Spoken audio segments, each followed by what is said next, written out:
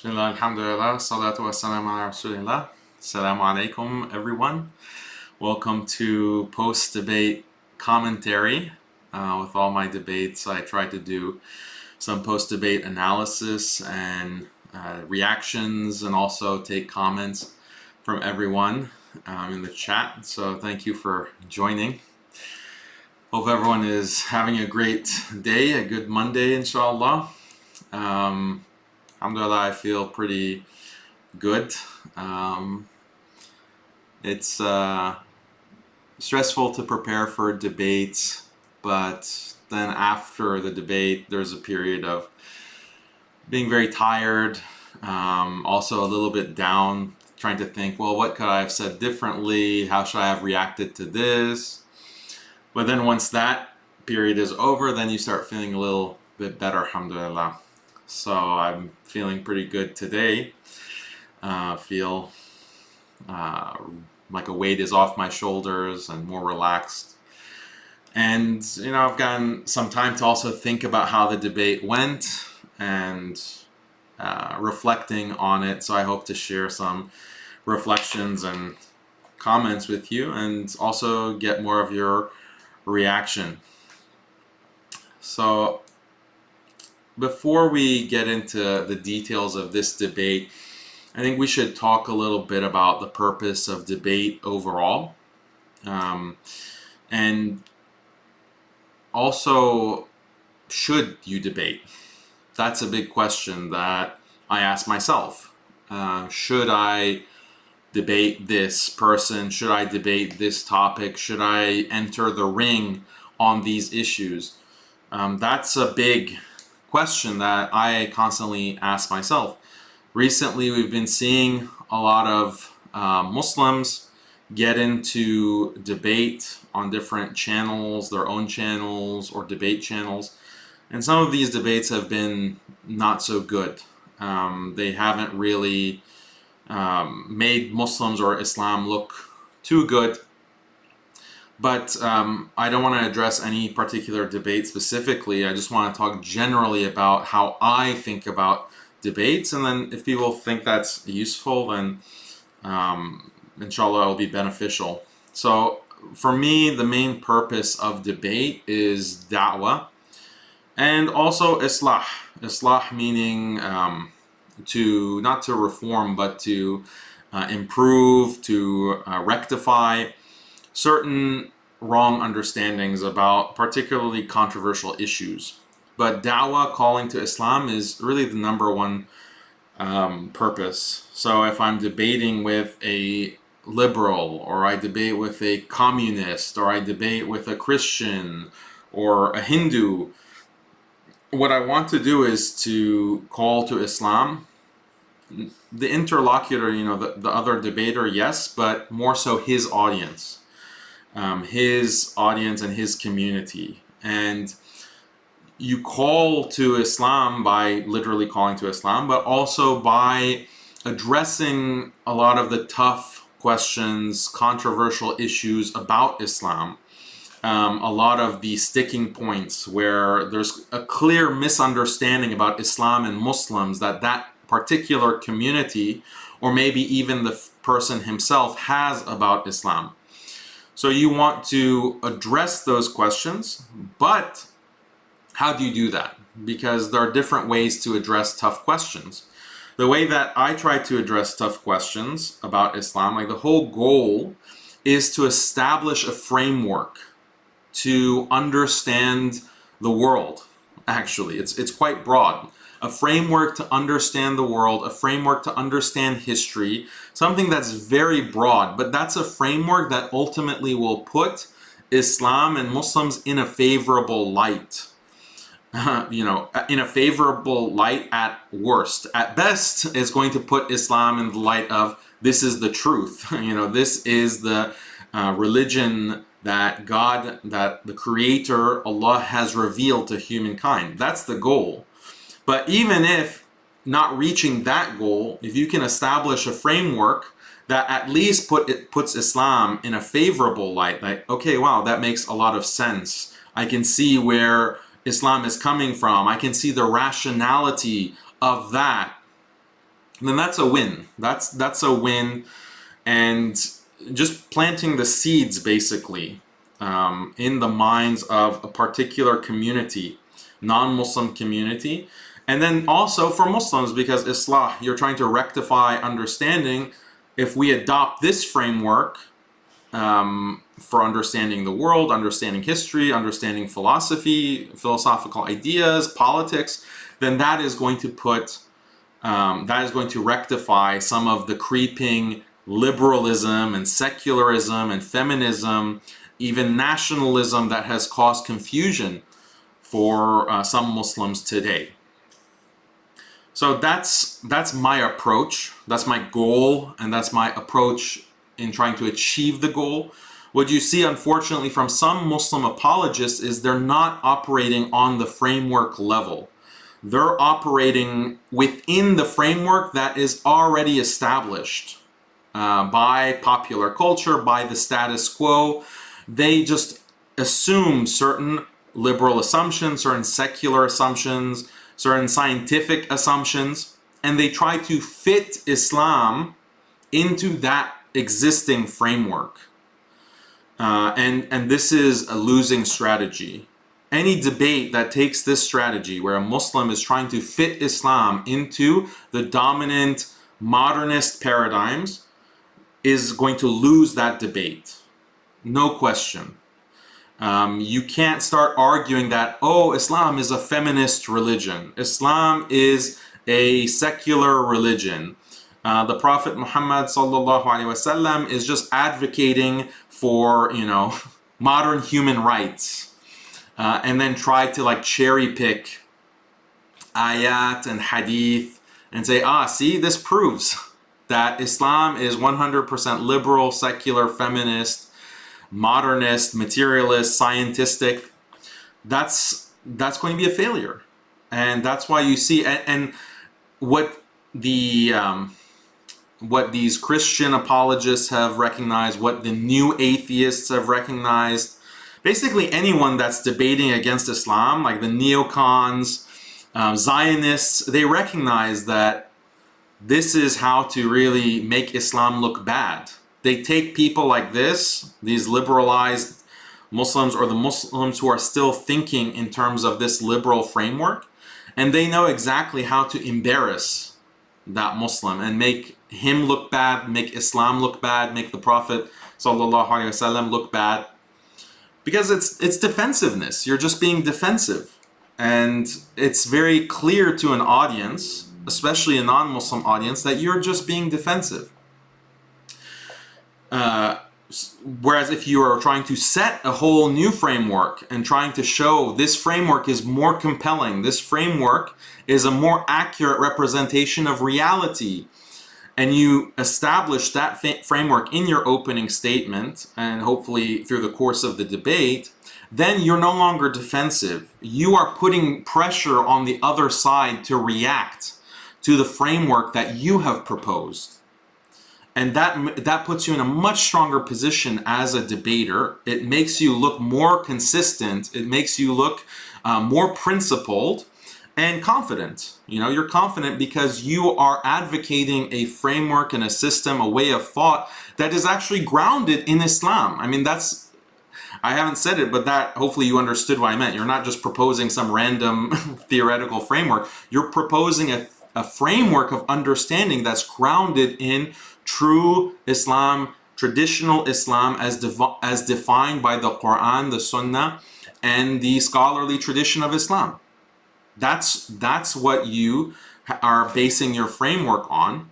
And so that people are attracted to that. A lot of people will say, wow, I had never thought about this kind of way of looking at the world or understanding the topic.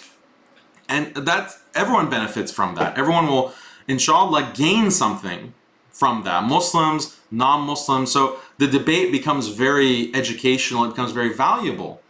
There's something that is actually done constructively to change the discourse or to move the discourse. That's what you want, ideally. That's what I want. That's my goal in these kinds of debates. But, So I'm saying you don't want to be defensive. You want to be offensive, but you want to be offensive in the sense that you are proposing something that's strong, principled, a better, coherent way to look at the world, to understand history, etc. By offensive, I don't mean, beating your chest and just throwing out all kinds of insults and like grandstanding, being arrogant. That's not what I mean by offensive. But I'm not saying that there's no place for that. There is a place for insults.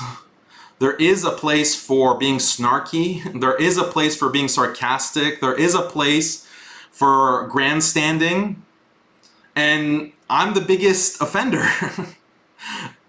Maybe not the biggest offender, but I am an offender. I've done these things in debates. And if you look at my debates, though, I'm not just coming out guns blazing on those kinds of things. The most important thing is providing the value, providing the framework, providing arguments, good arguments. But if the opponent starts getting snarky, the opponent starts making insulting remarks against Islam, the opponent starts pulling these kinds of rude things, then I'm gonna respond. Then okay, you wanna get down and dirty? You wanna play dirty? I can play dirty. We can go down that route, no problem. But I don't want to start off like that, because it will undercut ultimately the goal, which was dawah.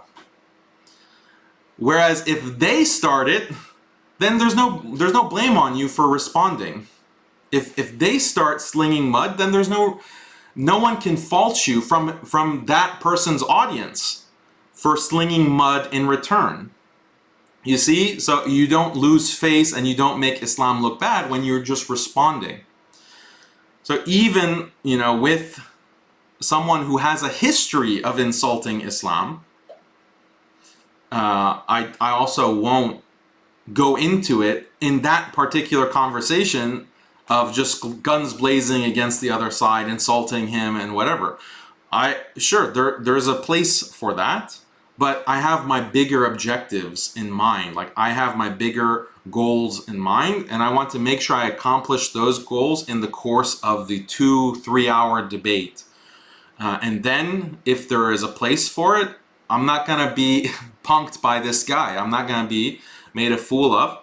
And it's a balance. I try to be in very chill mode for debates. I don't want to get riled up. I want to stay in control, and sometimes it even looks like in these debates that I'm too calm, I'm too chill.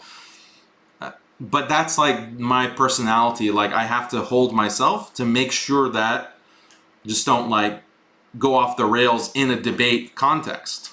And that's generally not good. And there's more burden on the Muslim side to be calm, because you don't want to play into all of these stereotypes that the target audience that you're doing dawah to has about Muslims. They think that Muslims are irrational, Muslims are emotional, they can't control themselves, Muslims can't engage in argumentation and back and forth in a civil discussion. These are all wrong stereotypes, but it is what it is. That's how they think about Muslims.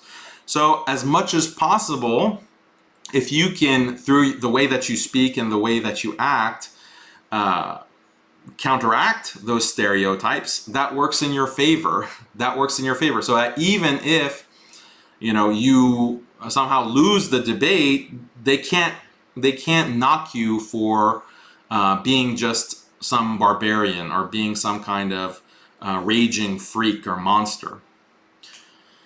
So there's a lot of these kinds of subtleties and strategies for debate, and we can talk about it all day, but let me just get into some other points. I'll pause now for comments, so if you have any commentary on this, I'm looking at the comments.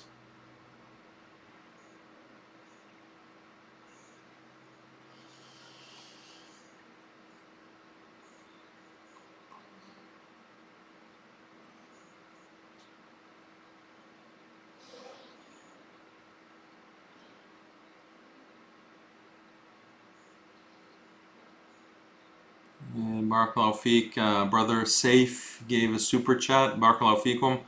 Appreciate that, but you didn't say anything in the comment. So one brother says, bro, his nationalism is a product of liberalism and secularism, right? Yeah, we'll talk about that. Like, nationalism is a product of secularism and liberalism. The thing is, though, that we'll get to that. We'll get to that. Basically, why am I surprised? Like, why was this a surprising debate? And I said that actually in the debate. So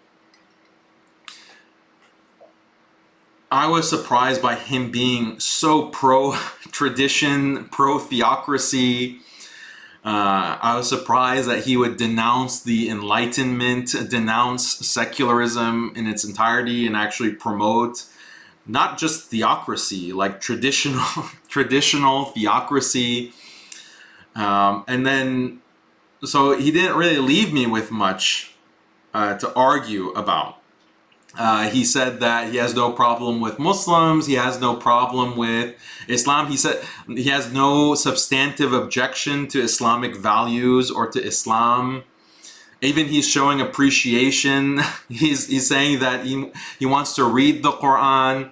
He wants to, he's fine with a Muslim future of Europe as long as it's organic. So there was nothing like, and he's going like out of his way to denounce colonialism. He's going out of his way to denounce the recent wars in the Middle East. So there was not really anything to latch onto for a sustained critique, because it wouldn't be fair to make it a critique about Christianity versus Islam. I mean, I tried to like tease out some things from him. I was asking him certain questions about, well, how are you going to have this Christian traditional society that's also an ethno-state? He said that, well, I'm Christian because that's my heritage, that's what I'm familiar with, but I'm open. He said, I'm even open to learning more about Islam and reading the Quran. So how can you debate that? That's why it became this kind of conversation, because of that, his willingness to either accept or say that, well, this has always been my position. Like, I've always had this anti-enlightenment position.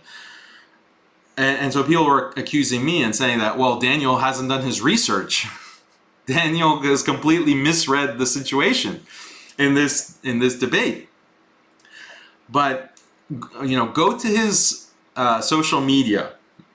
Go to his social media. He has a Telegram channel. He has an Odyssey channel. And I don't really see that many videos or any videos advocating for a return to Christian theocracy. Granted, I'm not an expert like in his entire canon. Like, I haven't read or seen all of his videos, but I really, haven't seen much where he's advocating this kind of traditional Christianity. And some of the comments on the debate actually said that people who follow Mark and are fans of his noted that they haven't really seen, like, this was new for them as well. This was new for them as well. So I did prepare, and the thing is that I don't think what he said in this debate is representative of white nationalism generally. I'm not going to, make a statement in bad faith that, oh, he was just trying to pretend for this debate. I'm not insinuating that or claiming that. I think he was genuine, he was forthright, and transparent about what he actually believes. I just hadn't seen that kind of stuff from him in preparing for the debate on his channels. And definitely it's not the case with white nationalists generally. White nationalists generally, they make arguments for their ethno-nationalism. And their main arguments, like, why do we need to keep the races separate? in these different ethno-states is that different races aren't civilized. Different races are, not at that level of civility and, the ability to be civilized and good citizens of a state. These other races are more violent, or they are more perverse, or they are less clean, or these kinds of racist characterizations, and that's why we have to keep the races separate. The white race is more intelligent, more civilized, more able to understand progress and the value of these Enlightenment values of freedom and secularism. This technology, which came up in the debate, this is the way that white nationalists make their case. These white nationalists are appealing to this sense of Western superiority that Westerners generally have. Westerners generally, like if you remember the debate with Destiny, like he is a Western supremacist. He believes that that Western civilization, modern human rights, modern liberal values are, and also technological progress, these are the pinnacles of human civilization. That's what he believes, and it came out in that debate and elsewhere. And Destiny is more representative of the way that Westerners generally think about history itself. History has gone through the period of dark ages of religious fundamentalism, and then science, the light of science came in the West and brought technology, brought enlightenment, brought understanding, and all these myths, the backwards way of life that comes with religious tradition and theocracy, those were discarded. And that's why we're at this point in history, and we are the latest and we are the greatest. We're on the right side of history. This is the standard status quo belief of Westerners. So white nationalists, whether they're consciously doing this or not, they want to appeal to that sense of Western supremacy. And they say that look at these other ethnicities or races or religions, that they don't have these same values. And that's going to be bad for society. So yes, liberalism does, this kind of supremacy does lead to nationalism. It does lead to this kind of ethnic separationism that is characteristic of white nationalists. So that's what I was ready to debate. That's what I was ready to debate in general. And again, like, the debate is not just aimed at Marx and the idiosyncrasies of Marx's ideology and beliefs and political views. It's directed towards this group of white nationalists more generally. But Marx himself in the debate, he kind of undercut all of that kind of appeal to liberalism by eventually denouncing liberalism, so liberalism not in terms of like left wing, but in terms of this Enlightenment ideology, values of secularism, values of democratic representationalism, appeals to like Greek civilization. Like, that's also another thing that you see from white nationalists. They appeal to like Greek logic and philosophy and the power of the mind, Greco-Roman history. But he undercut all of those by saying that, no, I believe in theocracy. I believe in traditional, not just traditionalism, because a lot of these white nationalists also, when they talk about being traditional, they're just talking about like they want to go back to the 1940s. They want to go back to the 1950s, like leave it to Beaver America. That's what they mean by traditionalism. But that era within Western history, and specifically American history, that was already a very liberalized, very secularized time.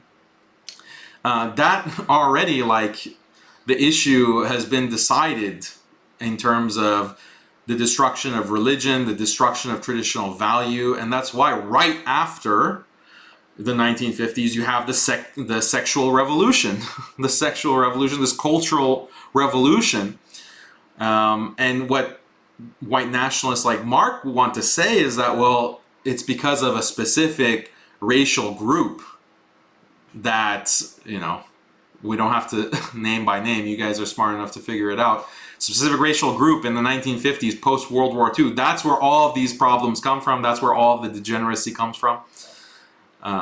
No, like that's historically inaccurate. Like all of these problems that came about in the 1950s, they came about because the seeds had already been planted.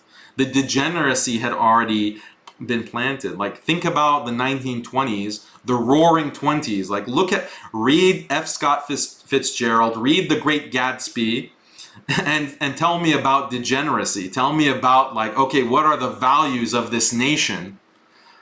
There are no you know, specific groups that were influencing F. Scott Fitzgerald and 1920s America. So a lot of this white nationalism, like all nationalism, is just cherry picking certain historical events and making this narrative that makes that particular nation look as good as possible and as faultless and blameless as possible. So White Rabbit, thank you for your super chat. You say, I think you're out of touch with the dissident right. The alt-right is not representative of it nowadays. Most of them rail against transhumanism, capitalism, etc. Check out Keith Woods as an example. Okay, thank you for that. Yeah, I'm not an expert, that's true. I don't claim to be an expert on the dissident right. So maybe Mark is more representative than I'm giving the white nationalists credit for. Safe, already addressed this. Oh, some say that you did not address nationalism specifically in the debate, but rather liberalism. Any comments? Yeah, I wanted to address nationalism because, like I said, nationalism is an appeal to liberalism. Western nationalism is an appeal to liberalism. Chinese nationalism is going to be something different. That's a whole separate kind of nationalism, and there are different arguments that can be made about that. But he undercut that critique because he rejected basically all of these kind of points that white nationalists usually make in justifying why Europeans need to be separated from other races. And so it's hard to the points that you can make to nationalists, you can say, I did make. I said that, look, multiculturalism is not something that's inherently bad. It's not something that inherently leads to chaos. Multiculturalism can and does lead to chaos when you don't have any other kind of overarching value or any overarching culture or religion to bind people together despite their racial differences. That's a critique that I did make in the debate, and he didn't really have any response to that. He didn't say, no, you're wrong. You can never have multiple cultures and races coming together in a coherent, cohesive society. He didn't actually challenge me on that. He just said that, well, this is another race, and nationalism is another type of glue to connect people together. And so we could have taken the whole debate in another direction and start talking about, like, well, Christianity, because that's what he was advocating. Christianity as a religion and culture and tradition is also able to unite people who are of that same culture. I tried to push back. I said, well, what about non-white Christians? And he gave some response to that I didn't fully understand. But Yeah, so I mean, his whole nationalism, he made it so theological and so Christian that it would just become a debate between Christianity and Islam.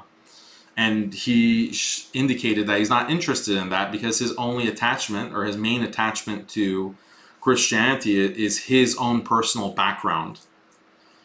So, and he was like so conciliatory that, yeah, it wasn't going in that direction, but I take that as a very valid and legitimate criticism of my performance in that debate. That, well, should have pushed more on these points, on the nationalism points. I agree. Yeah, I definitely can improve. And then Jazakallah khair, Taha. Whatever disagrees with Islam is kufr, and whatever agrees with Islam is still kufr. It's important to show the superiority of Islam over other ideas. Whatever disagrees with Islam is kufr. So like from another ideology, I guess, yeah. Whatever agrees with Islam from another ideology is still kufr.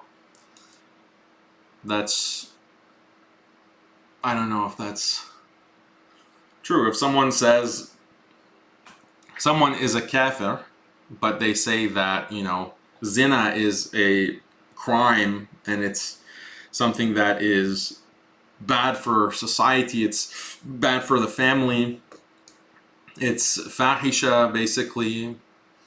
They say that what they have said is not kufr. Yeah, they might be coming from a religion or ideology that's kufr, but the statement that they've made is true, right? Brother Muhammad, Jazakallah khair for your super chat. He says, Mark kept emphasizing that all European culture needed was shame and social ostracism in order to keep people in check. Do you think that's ingenious, since the same lack of hudud eventually led to the rise of liberalism? Yeah, I absolutely agree. I don't think that he acknowledged, or maybe he didn't have a chance to go fully into all of his views, but he seemed to put a lot of stock in the degeneracy and social decay within society on things like television and mass media. And the only thing that's really needed, or the main thing that's needed, is to change mass media. And then these problems will go away. We also need to bring back shame, social ostracism. So I don't think that's a full solution. I don't think that's a full solution, obviously. And Christianity went more than just mass media. You have to talk about education. You know, how are you educating people? How do people get their values? What are the laws and the ethics of marriage? You know, if you have a society where there is no fault divorce, that is going to lead to a lot of breakdown of marriage. That's going to lead to a lot of problems, no matter how much control you have over the media. But just by instituting this idea of no fault divorce, where, you know, women can just get out of divorce however they want, even if they're sleeping around, and not face any kind of consequence for that by breaking the marriage contract, that is a huge disaster for society, regardless of your control of media. So you need a comprehensive solution for society, and that's what Islam is. That's what Islam is. He might claim that it's Christian, this Christian tradition, this Christian heritage. We would have to debate that specifically, and maybe that's like the topic of another debate. Like, what has the best ability to preserve tradition and values, and these kinds of marital values, family values, social values. What has the better chance, or what is more conducive to preserving that? Islam, or 18th century, or not 18th century, but if we go pre-modern, we have to talk about 15th century Christianity. So that was a separate debate. Brother Ahmed said, Jazakallah khair for your super chat, ethno-states without a religion will lead to many wars. Also, please talk to Keith Woods. Also, Karl Marx was related to the Rothschilds. Okay, thank you for that. Ethno-states without a religion will lead to many wars. Yeah, I think we can agree that that's the case just by looking at history. Ethnicity has been the basis of so much war and bloodshed. No doubt about that. Okay, so overall I question whether his views on Christian traditionalism, not only Christian traditionalism, but like pre-modern Christian traditionalism, and a rejection of the Enlightenment, rejection of technological society, modern technological society. He's making comments critical of the Industrial Revolution. I don't think that that's representative of white nationalism. So let's just make that clear. Like maybe this other person, Keith Woods, which I'm not as familiar with, maybe he has a lot to say about that. So maybe that conversation can happen at some point. Let's see.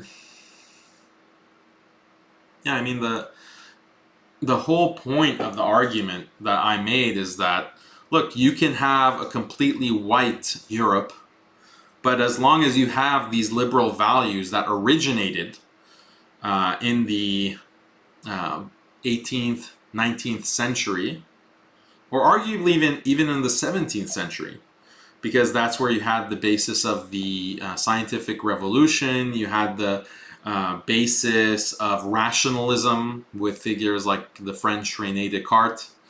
Rationalism, you also had empiricism.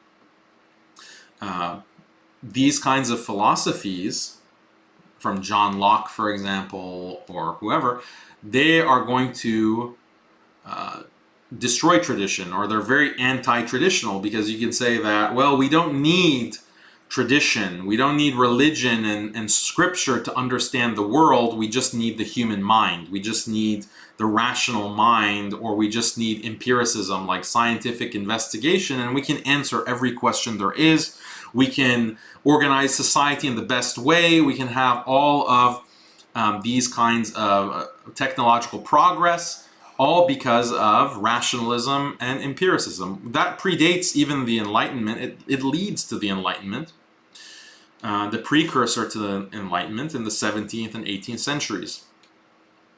So getting rid of the minorities and the Yahud, that's not gonna change all of these other factors. But that point was completely undercut because he denounced basically all the modernity. He denounced modernity. Like, what am I gonna say? It's just gonna become a debate on Christianity.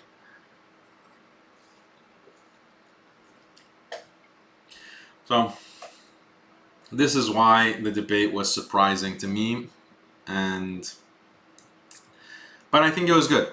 I think it was a good debate, a good discussion. Like I said, I appreciated his candor and his genuineness. I strongly disagree with his anti-multicultural view. I think that, and I think the point that I made, he didn't really respond to, but I mean, if you watch the episode 3 of Genius of Islam, and about 3/4 of the way through that episode on Genius of Islam, it talks about how when you don't have a strong religious or a strong religion, and you don't specifically have Tawheed, you have this very confused ideology, or this very unintuitive ideology with all of these different gods, or you have a trinity or whatever, polytheism basically, that's not going to be a strong enough religion to inspire the kind of conviction that's needed to bring diverse people together. And this is why we find within all of these different religious communities, like Hinduism, Buddhism, Judaism, and Christianity, they fall into nationalism, especially in this post or this secular age, this modern age. So any kind of traditional Christianity, Christian society, it's still going to have a lot of problems, and it's going to eventually boil down to nationalism. So just watch episode 3 of Genius of Islam for those kinds of arguments. Brother Yasser, Jazakallah khair for your super chat. Sealing, Jazakallah khair for your super chat. Do you think liberalism was the West's response to Islam's successful multiculturalism? That's a deep question. A lot of liberalism is a response to Islam, but specifically Islam's multiculturalism, maybe, maybe in the sense that Islam is so strong, like it's such a strong religion that is binding people together of different cultures, ethnicities, and races, and Europe, Christianity is dying at the cusp of modernity. It's dying. People are secularizing, so you need a new rallying cry. You need a new ideology to give a sense of superiority and sense of cohesion. And a lot of it was nationalism, but maybe also liberalism as well, being the enlightened West as an identity. That's definitely something to be explored and discussed. Brother Muhammad, Jazakallah khair for your super chat. Do you think Mark is incorrect when saying that Europe has always deified the female body? To me, it feels like he's making excuses for modern Western women who would be ostracized in 15th century Europe for their lack of modesty. Yeah, I was trying to wrap my head around that comment after he made it. Deifying the female body, that's not really something within Christianity. It's more Greco-Roman and also paganistic.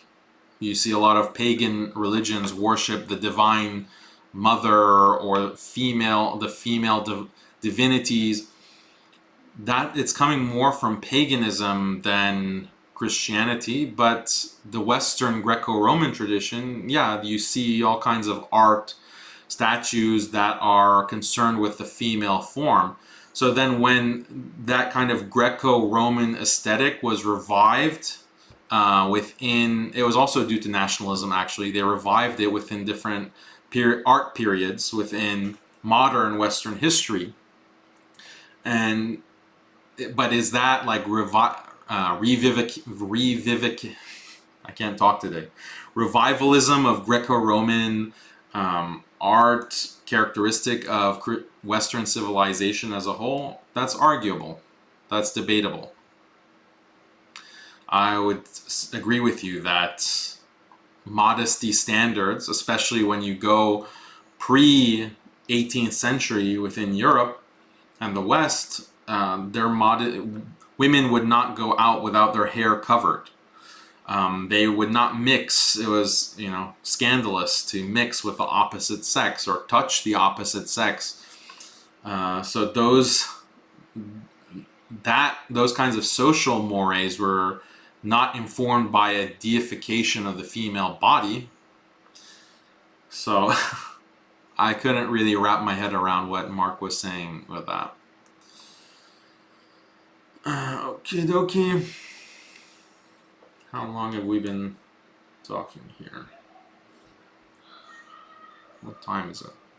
Yeah, it's about 45 minutes.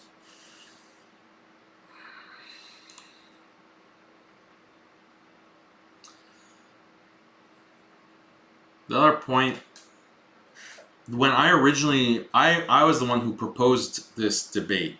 There was a brother who wanted to put us in contact. A random Muslim brother, I don't even know his name. He used some kind of anonymous email, and he put he emailed both me and Mark, and he said, "Oh, I think you guys can have a good conversation," something like that. And I said, "Well, let's have a debate, and let's make it about who is more oppressed, Muslims or whites." So this was my debate topic, because he's always talking about white genocide. Whites are being genocided. Why? Because, there are black actors being cast to play English historical figures or King Arthur. And, on TV, you see a lot of advertisements promoting race mixing. This counts as white genocide. I mean, they have more to say about this idea. And I'm not denying that certain things are happening to attack the white race. I acknowledge that in the opening statement. But why? What is the source of attacking the white race? And the whole point is that if you have an identity, like white identity, that is a source of communal cohesion, but it's communal cohesion that comes at the cost of lack of freedom and lack of equality.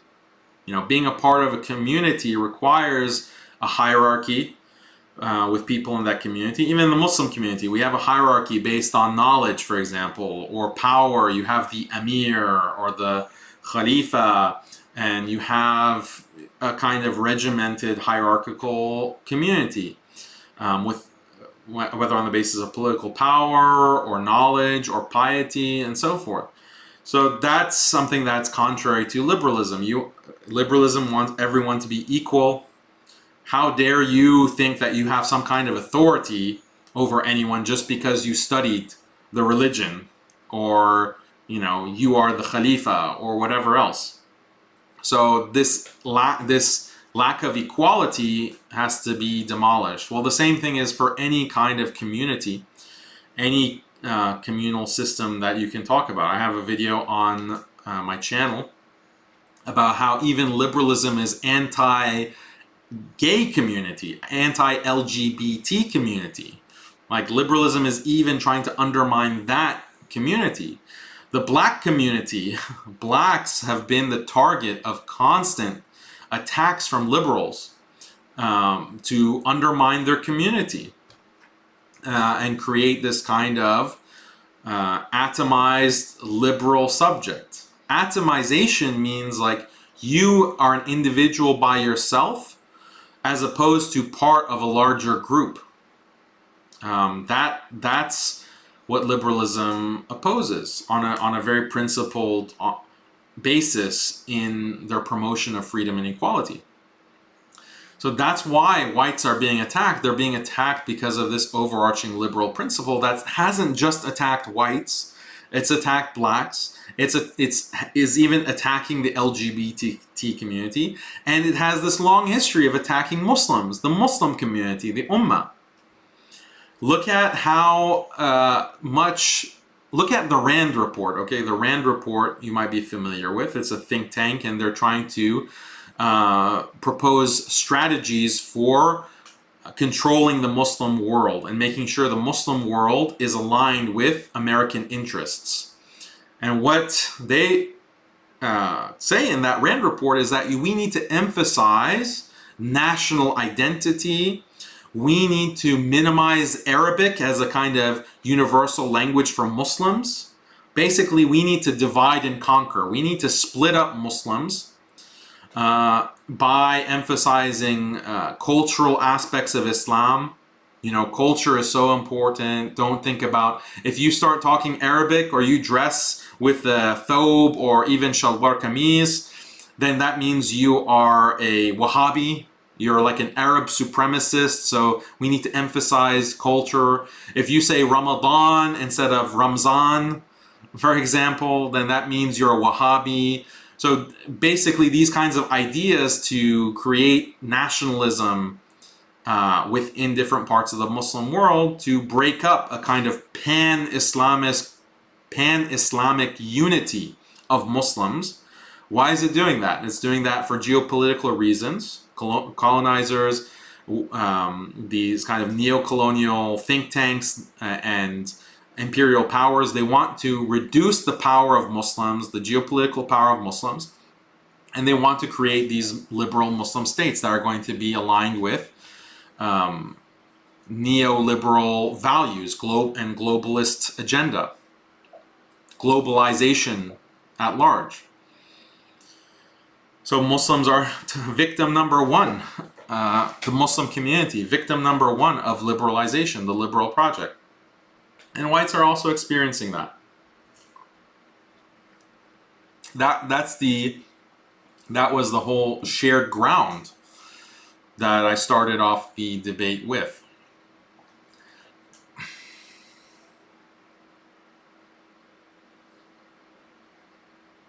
Okay.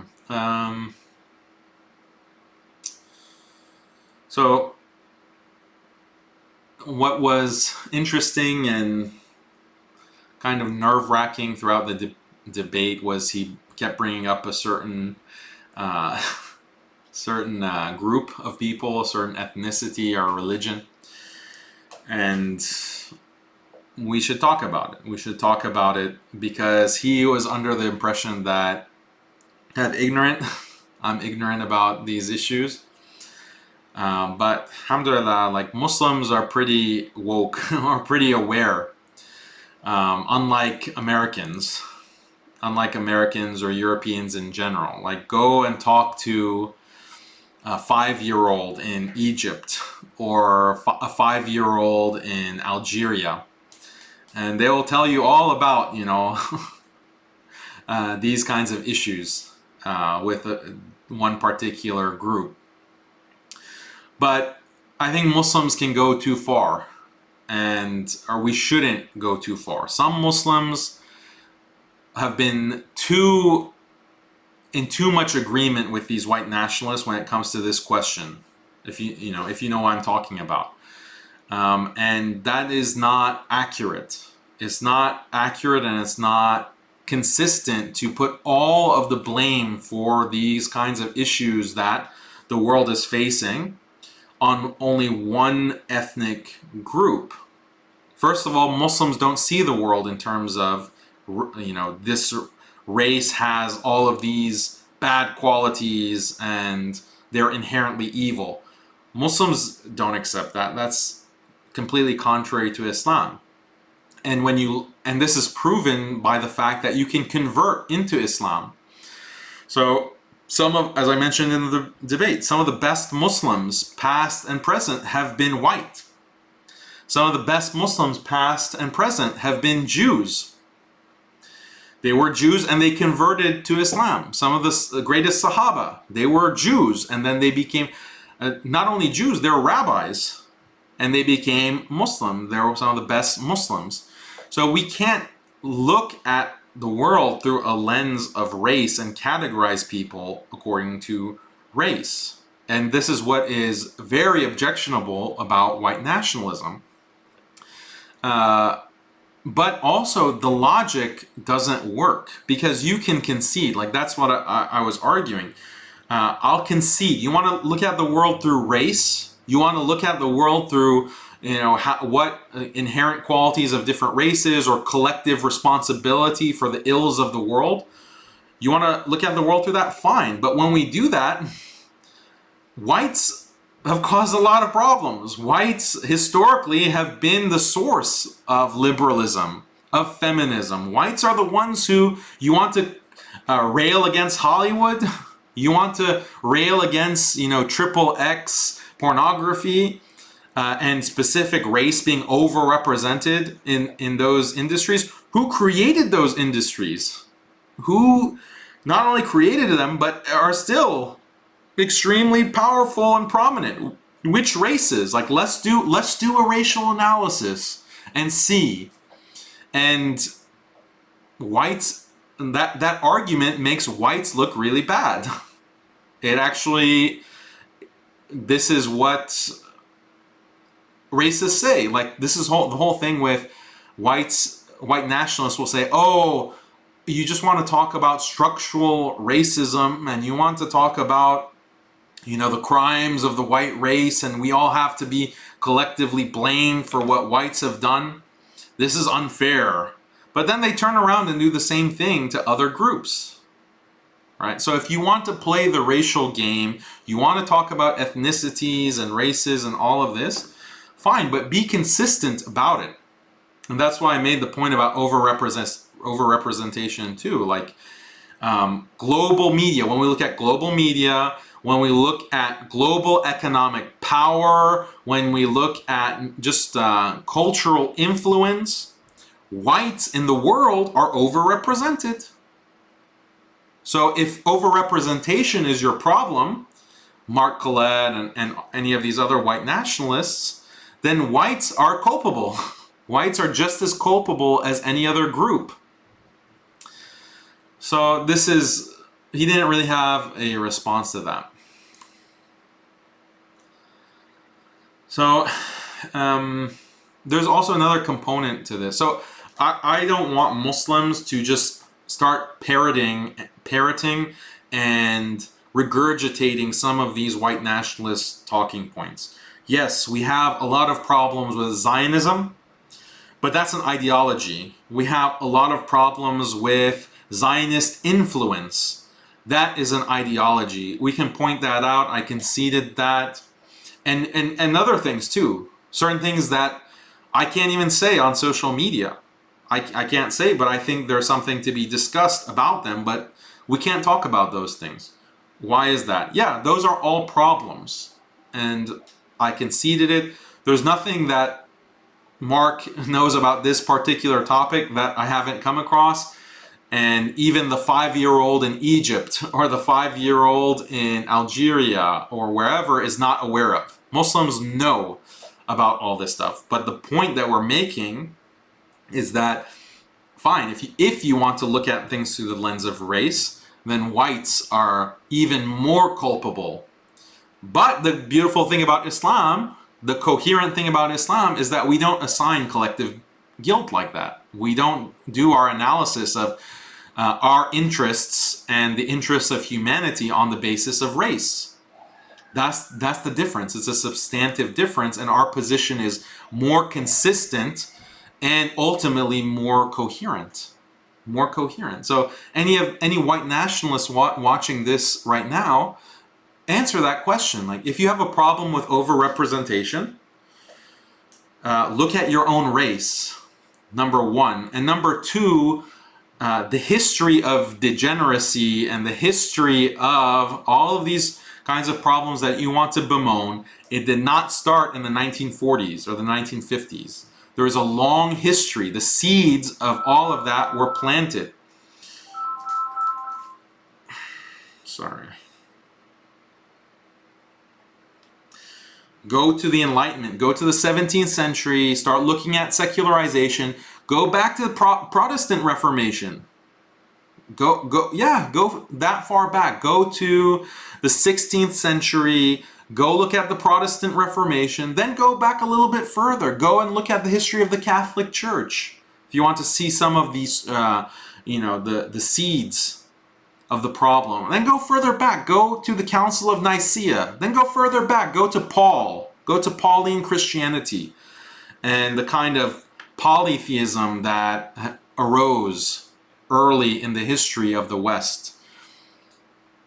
That's something, that's like what a complete analysis would entail or would involve. Not just, all of history began in the 1950s. That looks silly. Okay, let's talk about, and another thing. Well, maybe that's another point for another time. Actually, now that I think about it, I'll leave that. I think I've said enough about this topic.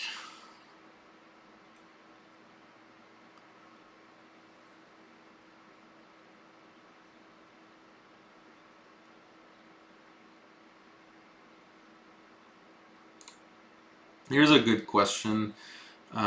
Please ask Mark, what is worse, a black and white married and have children, or two whites or two blacks committing adultery without marriage? That's a good question.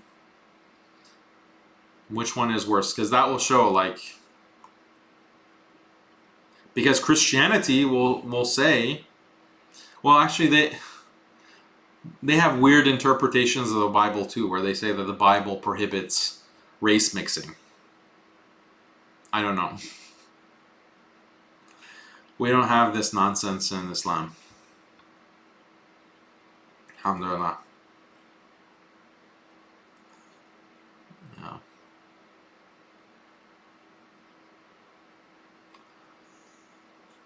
Yeah, some Christians are triggered in the comments at my statements about Paul. Sorry, not a fan. Okay, so what about this issue of so-called race realism? So in the debate, I made some comments about, like, look, if we concede, if we concede that there are differences between the races, then what follows from that? Like, what would be the consequences of that?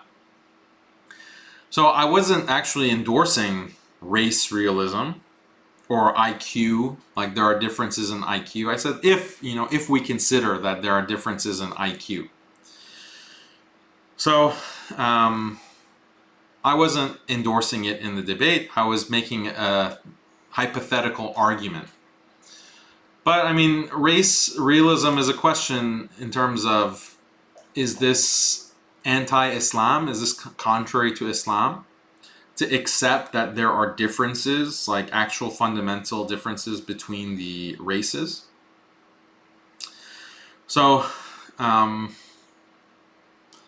that's a question. That's a question that we can ask. The problem is that what supremacists say is that, yeah, there are differences between the races, big differences, and that's why our race is superior.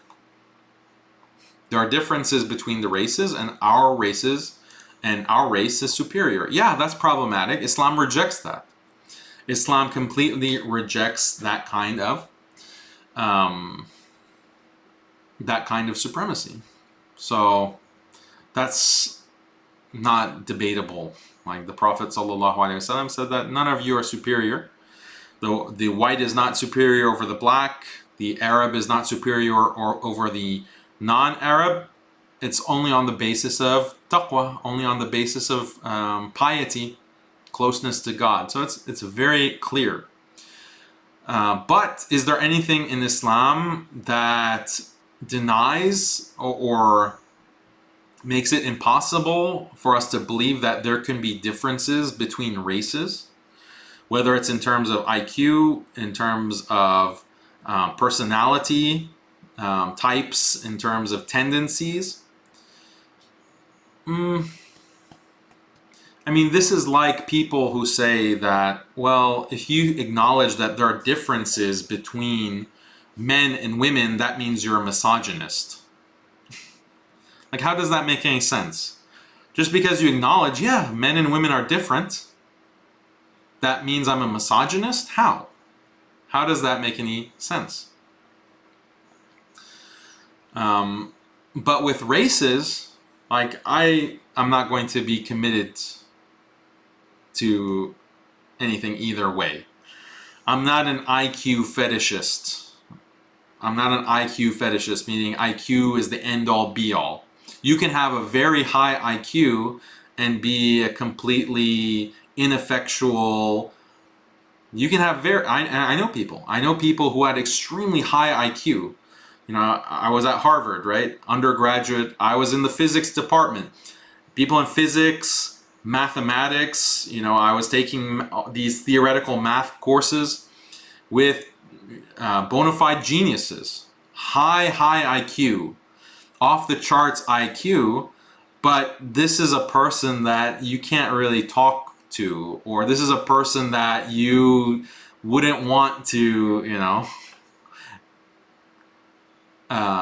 you wouldn't want to have in your life, or to consider someone as your leader or your role model or anyone you want to be associated with.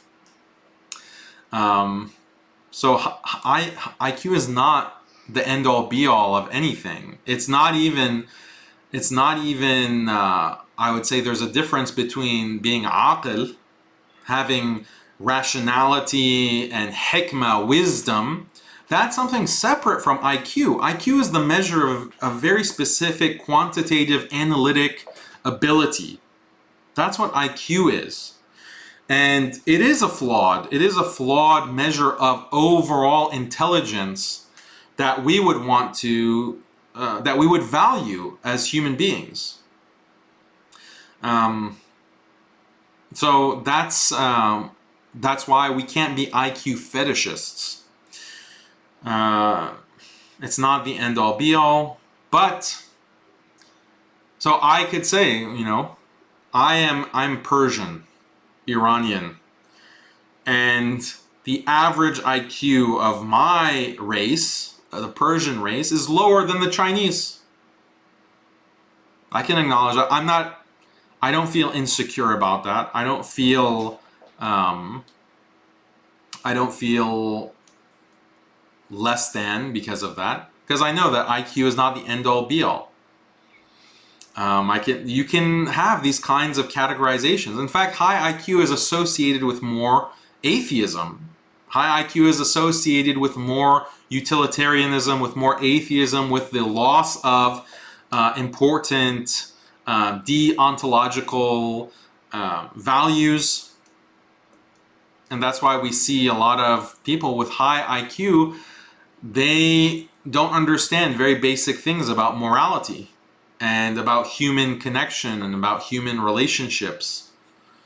I have a lot of posts about this. Just look up utilitarianism, how utilitarianism actually, or better yet, watch episode 2 of Genius of Islam. The second half of that episode is all about this question of analytic ability, utilitarianism, high intelligence, and all kinds of social problems that we find in the West.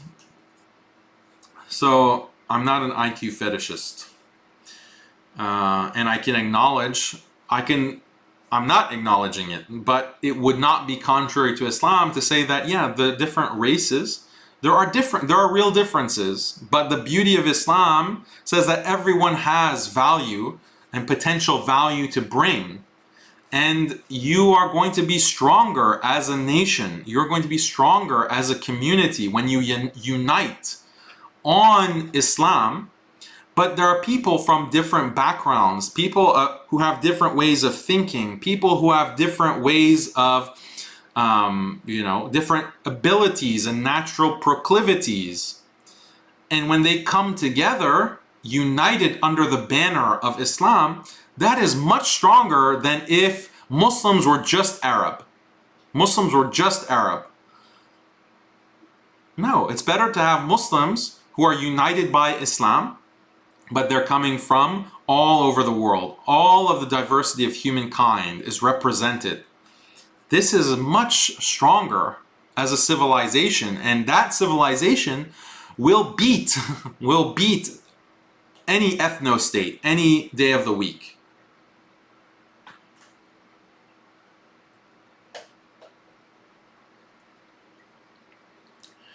The only reason that we see the West gaining this supremacy at a particular point in history, I mean, it's a complex story, and we can talk about it.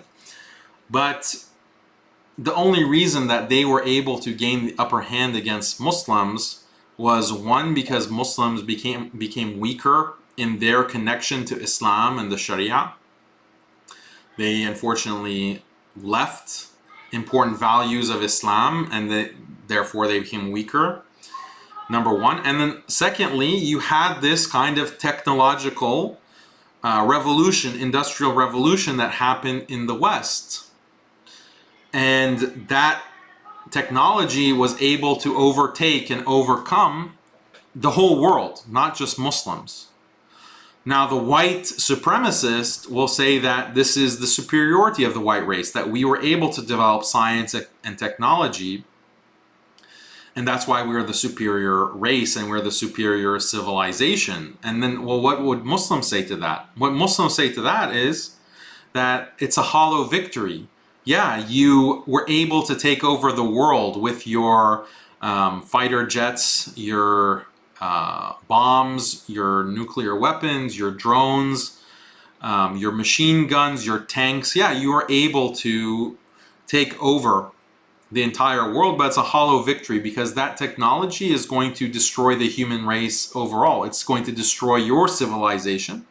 So in the progress of destroying the Western civilization is being destroyed as we speak.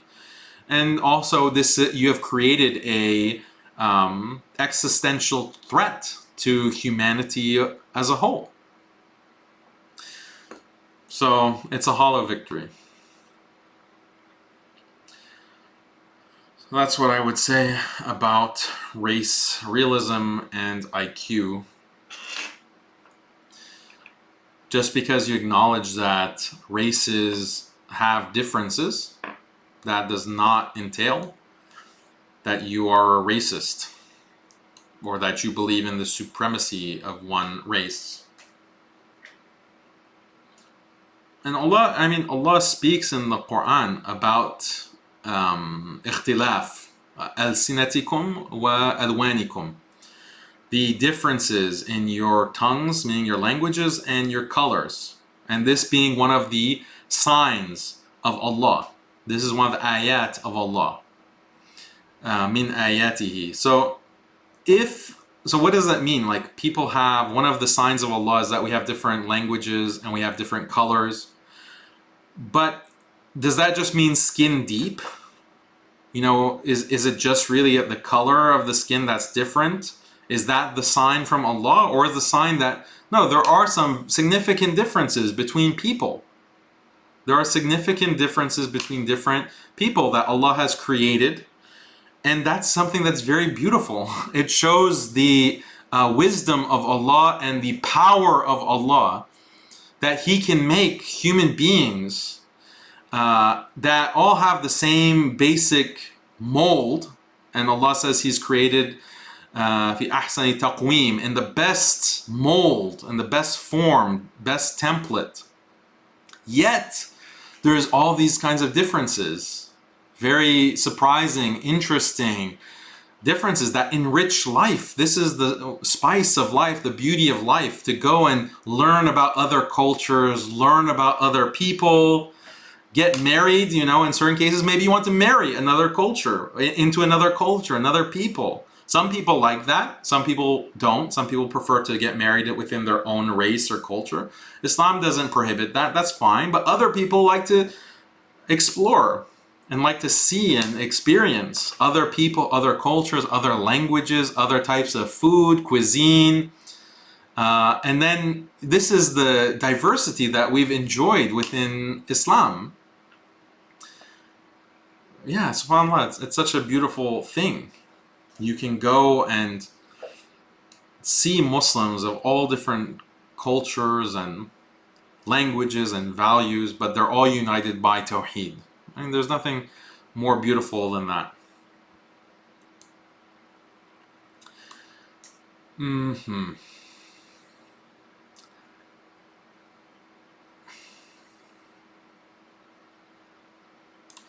The point about grooming gangs, he really didn't emphasize it. He wanted to be very conciliatory, and he didn't go into this kind of collective blame and say that Muslims, you know, you have a problem. He didn't do that. So what I want to do is to say that, fine, if he were going to get into collective blame and say Muslims are just inherently more violent, Muslims are inherently more into grooming, that's what some white nationalists say. But he didn't get into that. He just recognized that this is a political problem, and you know, you as Muslims don't agree with it, that's great, and we moved on. But if he were going to get into the collective blame and say, yeah, you Muslims have this issue, and Muslims are just inherently more violent. Muslims are inherently more willing to take advantage of women and little girls, and they want to destroy the white race by grooming them. If he were going to take that line of argument, then I was going to bring up, okay, fine.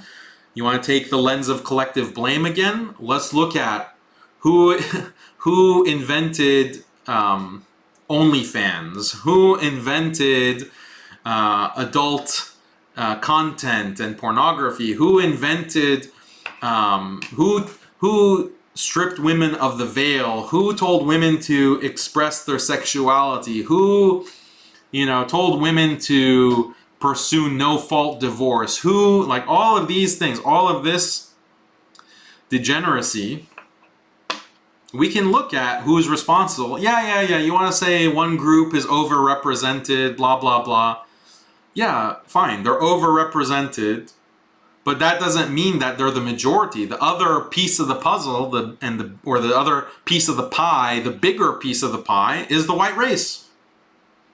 How is that not grooming? Because grooming, all that grooming means, it's not rape actually. Grooming means to entice someone to engage in sexually inappropriate behavior. That's what grooming means. So if that's the definition of grooming, then all of this kind of degenerate media, degenerate music, degenerate social practices like dating. Who invented dating? Who invented the practice of dating as young as elementary school, middle school? Is that also a Jewish invention? Like this is beyond cherry picking. Like you have to be actively blind, like actively blinding yourself to the actual history of these practices. Not every single thing can be pinned on this one group. And it's very dishonest, and it looks silly. It looks silly to do that. And then ignore the role of your own race. But again, Mark didn't get into blaming Muslims collectively for that, so we didn't get into it.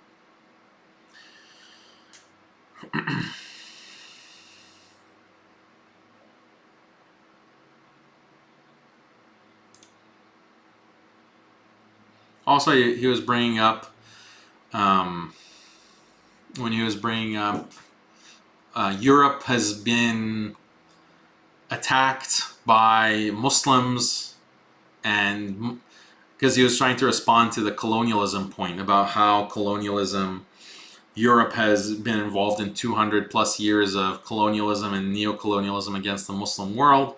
He wanted to make the point that, or he said that, well, Europe has been attacked as well by Muslims. So, it's all fair. So what I had wanted to respond with, but I didn't get the chance, is that he's being very selective. If he thinks that Muslims have been more of an aggressor over history than Europeans or whites, that's just factually false. Europeans have been far more aggressive in the entirety of their history.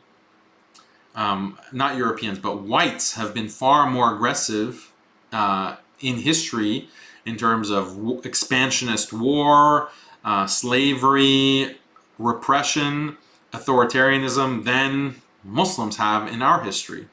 Muslim history is only 1400 years old. White history extends to 5000 BC, or even, and arguably even older, 5000 BC. So if we want to look at, Indo-Europeans, 5000 BC, that these are the people that whites claim to be descended from. The Indo-Europeans coming from Asia, Central Asia, come to Western Europe and genocide the indigenous population of Europe, Western Europe at that time.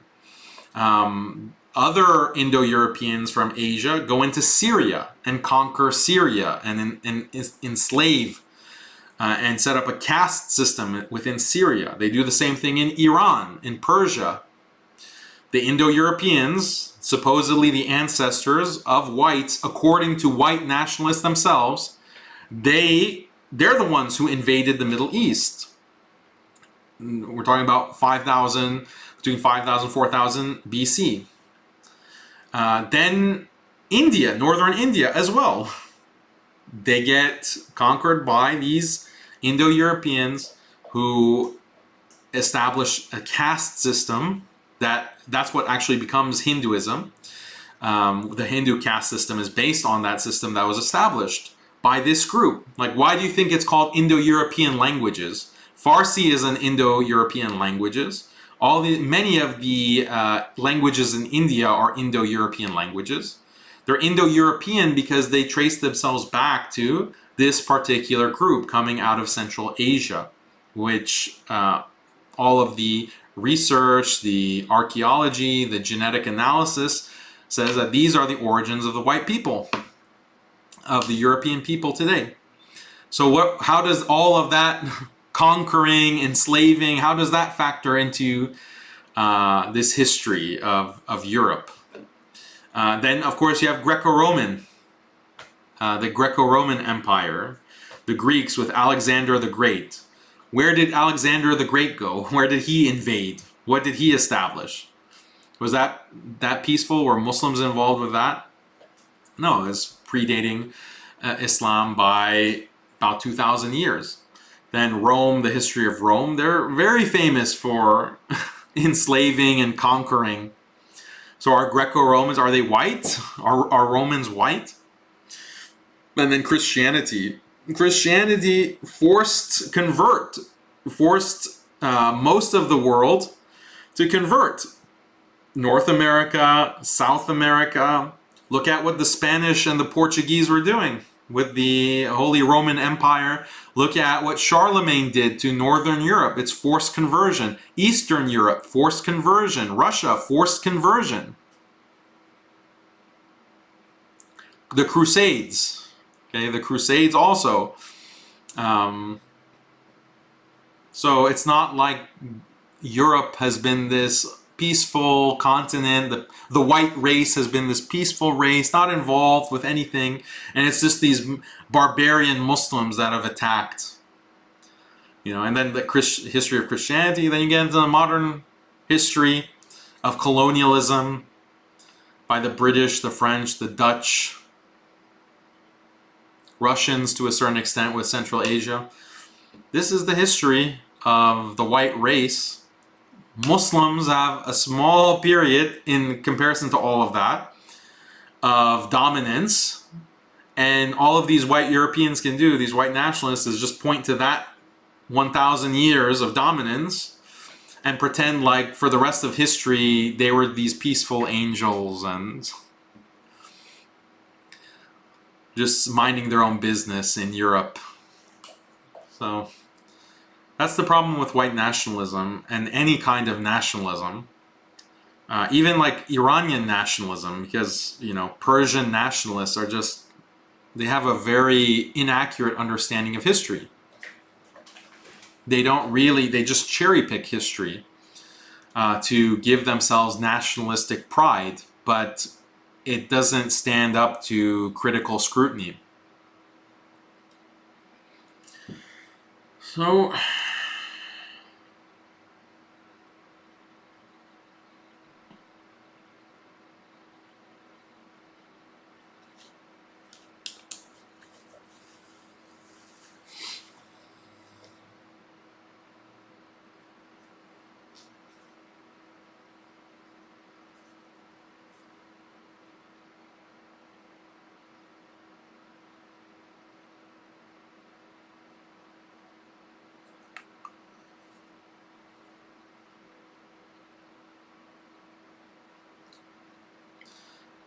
yeah, okay. So those are the points that I want to make. And anyone have any comments?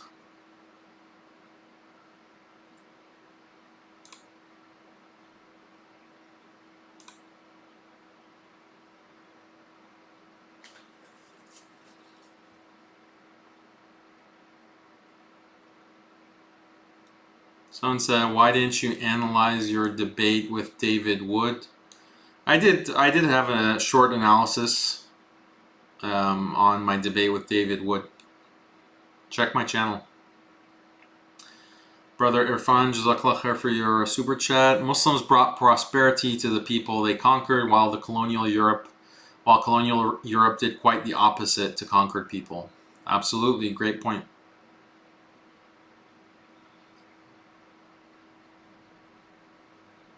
Daniel, talk to white nationalists about Islam and that nationalism will lead them to nowhere other than consistent wars. That's from Brother Ahmed.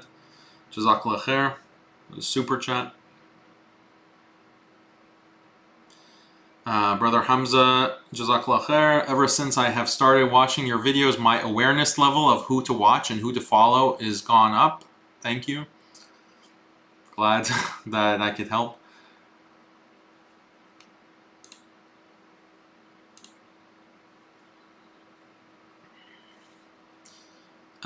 Inversion says, are you concerned about Mark radicalizing your fan base? I'm not sure what you mean by radicalizing. No, I don't think that he really... Maybe like there were some Muslims who are not aware of the points that he was making about like modern Hollywood or Zionism. Maybe they're actually, that's the thing, like Muslims in America, American Muslims are a little bit more in the dark about these issues. Muslims in the rest of the Muslim world are well aware, and white nationalists aren't really going to be able to teach them anything on that level. So I don't think that anyone's being radicalized. Obviously, I myself on this channel and Muslims generally denounce all kinds of violent radicalism, so disavow all that.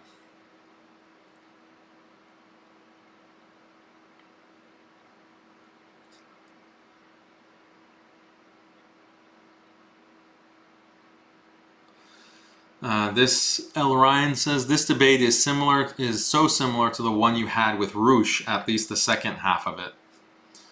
Yeah, that was with Roosh. I think that was a good conversation as well. But Roosh, the thing about Roosh was he didn't embrace pre-modern Christian theocracy. That he was criticizing Islam, like Roosh was criticizing Islam for being violent and for being, trying to control people through laws and being coercive. That was Roosh's criticism against Islam. So I just rebutted that, and I implied that he's kind of being a liberal in having that kind of criticism of Islam. But Mark didn't do that. Mark didn't. That's how Mark was very different from Roosh.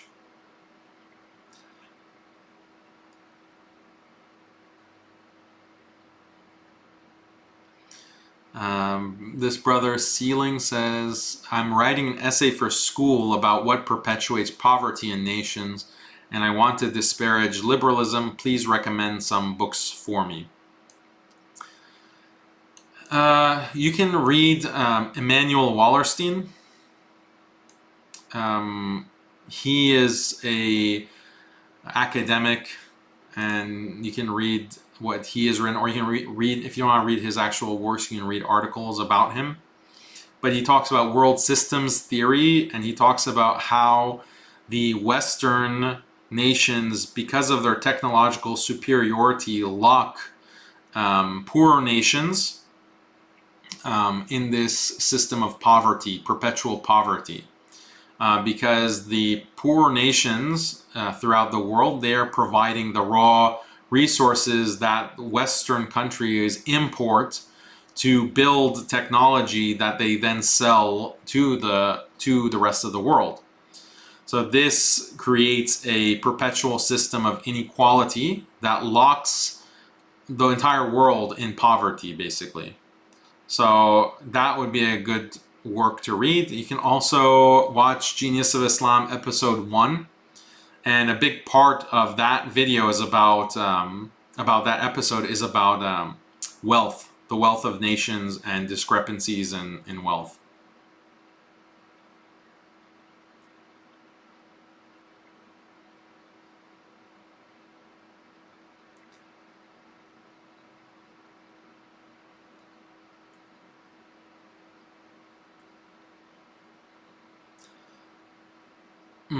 How does this brother Verdant Servant says, how does one endorse Christian theocracy when Paul did away with divine law? Yeah, that's a good question. That's the criticism I had of Christianity in the David Wood debate. And obviously he had no response. He just pretended like that issue doesn't exist.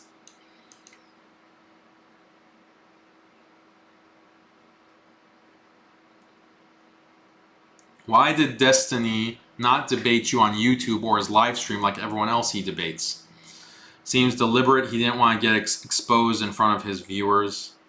No, it wasn't deliberate. It was just a debate conference that was held by Modern Day Debates in Dallas.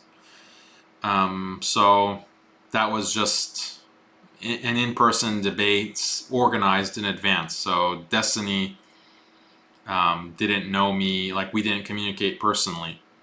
It was just set up through the moderator.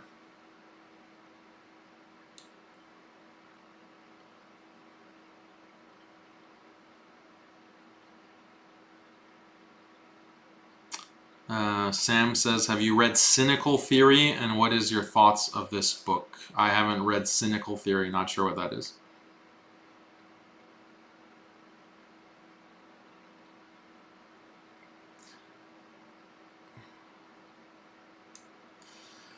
Brian Bradley says, let's not forget Islamic world would have done the same thing as Europe if in the same shoes. So this is worth commenting on because Islam acknowledges conquest and slavery, and it acknowledges all of these things as being just a part of the human experience and human history. And the difference is that Islam is, the whole point of conquest in Islam is to spread Islam. It's to spread the religion of God, which is the only source of justice and truth.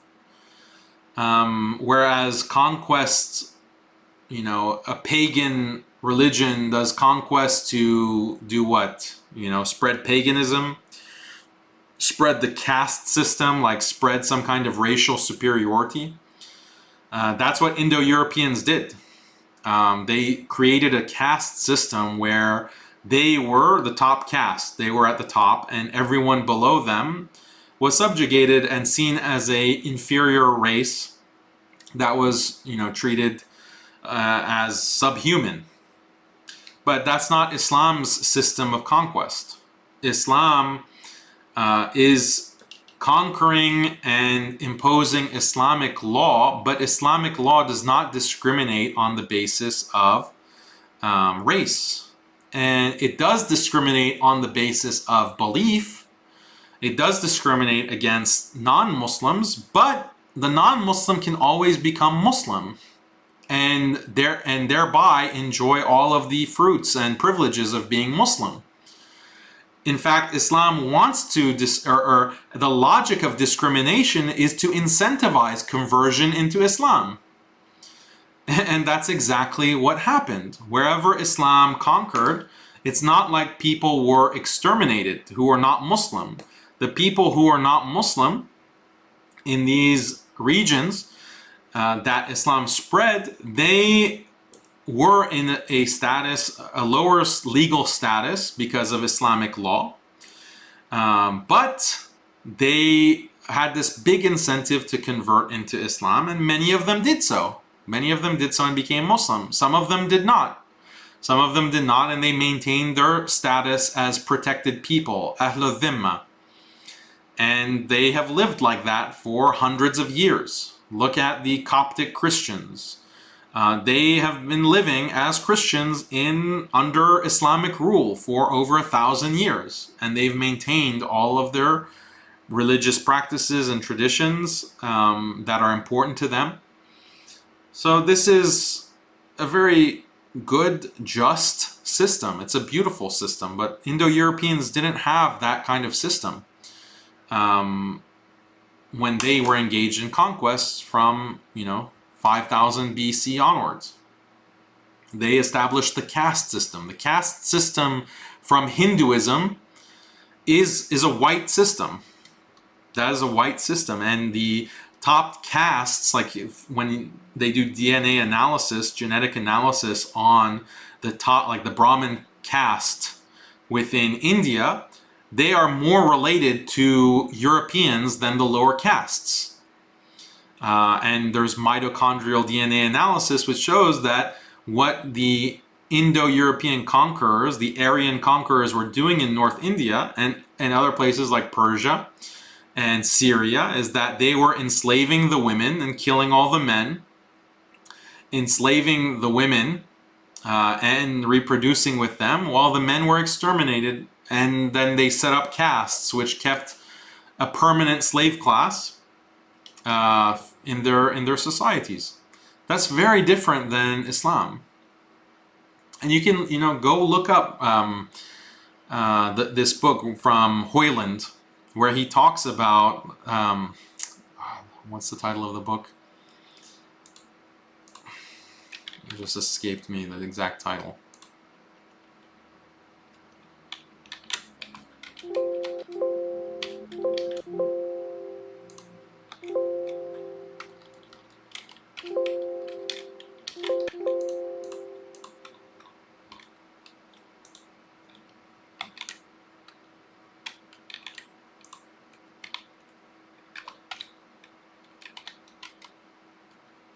Yeah, so the book, it's an article actually.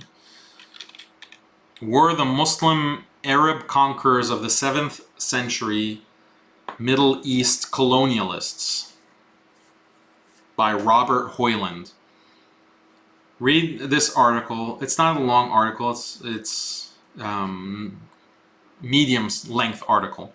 Were the Muslim Arab conquerors of the 7th century Middle East colonialists. And what Robert Hoyland does is he's from NYU. He compares and contrasts the Islamic conquests, especially the early Islamic conquests, with European colonialism. But even his analysis is limited because he's only looking at modern European history of the past 200 years. He's not looking at the entire history of the Indo-European race.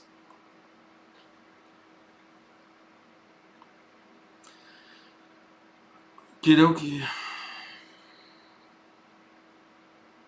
Wa alaikum assalam.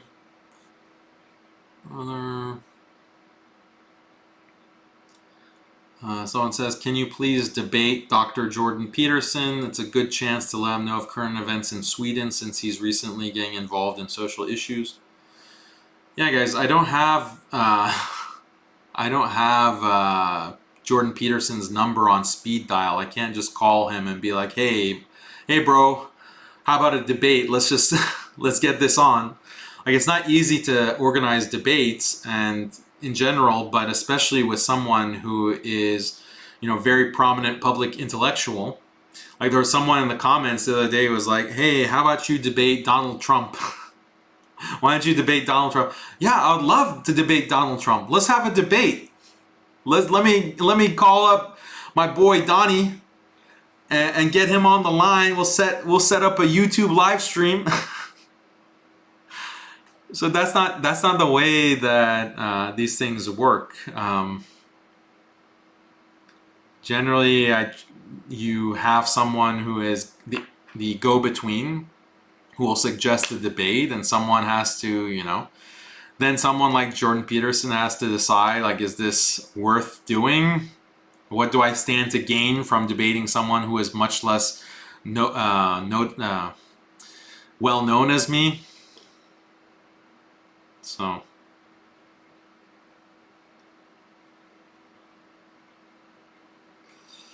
a lot of troll comments here.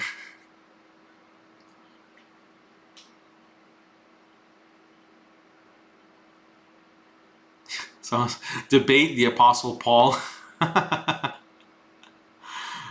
Yeah. That's almost as probable as debating Donald Trump. Is debating the Apostle Paul. Yeah.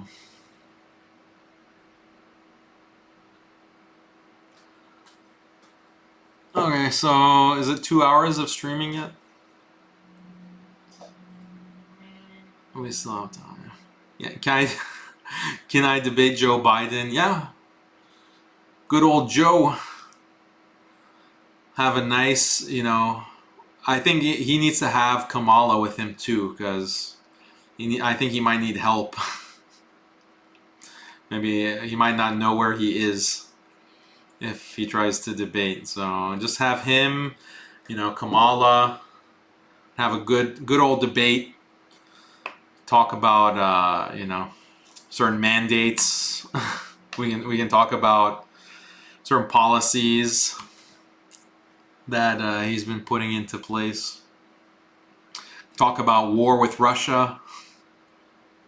Debate him on the Ukraine issue.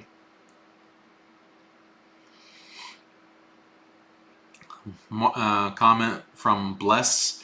Mark was right that Zionists are at the forefront of pushing immorality and liberalism all across the world. Yeah, that's the thing. I can concede that Zionists are at the forefront, but if they're number one, a close number two are other races, other groups.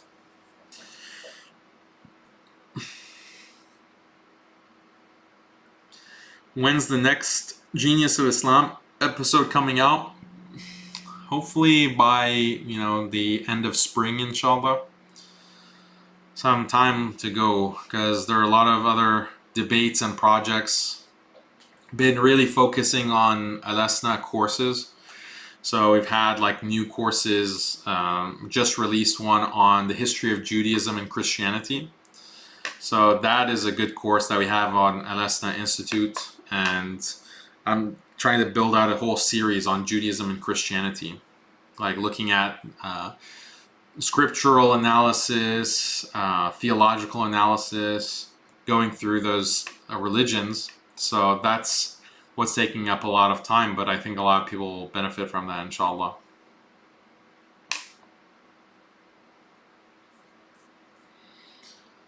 So Hamza says, if we want to connect you with someone to debate or have a discussion, how do we do that? You can email Muslim Skeptic. Just go to the Muslim Skeptic about page, muslimskeptic.com, and on about there should be an email there that you can contact, and just put like speaking request or debate topic in the subject line to catch the attention of the people running that email account.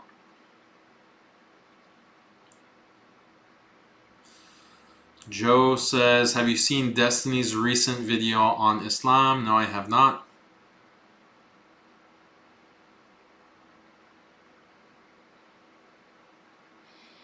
So Mr. Abdul says, please read this. There's a Zionist woman on Twitter called Emily Schrader.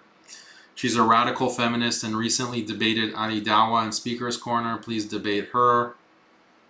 Okay, maybe we'll see.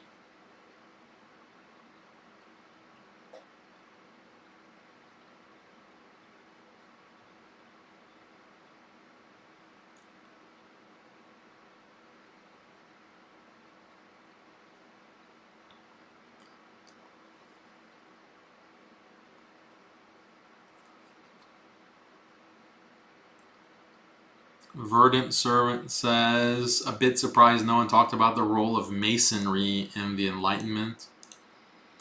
Yeah, there's Freemasons. There's a lot of occult groups that come out of the Enlightenment. A Muslim skeptic, just today we published an article from Brother Beria where he's talking about Jack Parsons and Aleister Crowley and their Satanism and occult rituals and how it's related to the to NASA and space travel technology, rocket technology. Jack Parsons was involved with JPL, Jet Propulsion Lab in California. So a very interesting intersection of the occult and technology.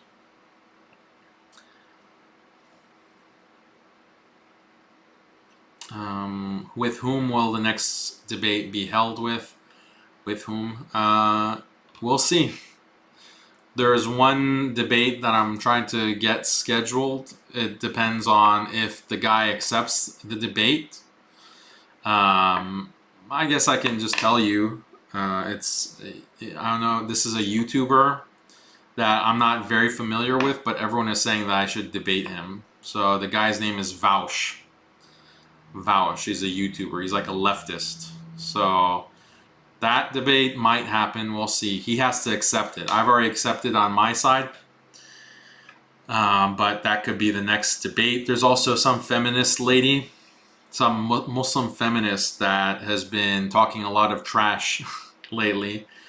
And so I might debate her as well on feminism. But she's a Muslim. It seems like she's a Muslim. So I might debate her. Real TV, yeah, I think I've looked into it. Considering Phlebas, hi, I recommend you talk to Aaron McIntyre, who is a dissident right anti-liberal. Okay, I don't know who that is, but can look into that. How can we as individuals help the abducted children in Sweden? Make dua. Make dua about that. I have a video coming out about that as well, inshallah, soon. Also, there's a petition that I shared. I think, I only shared it on Telegram, but I'll share it on my YouTube channel community tab as well. Petition to the Swedish government. So I've signed it, and a lot of people have signed it. That petition is useful because it's actually making a difference with the Swedish government. Like, this is a huge PR crisis for them. And so the more noise we make about this Swedish program of child protective services abducting children, the better it'll be, the more impact it'll have, inshallah.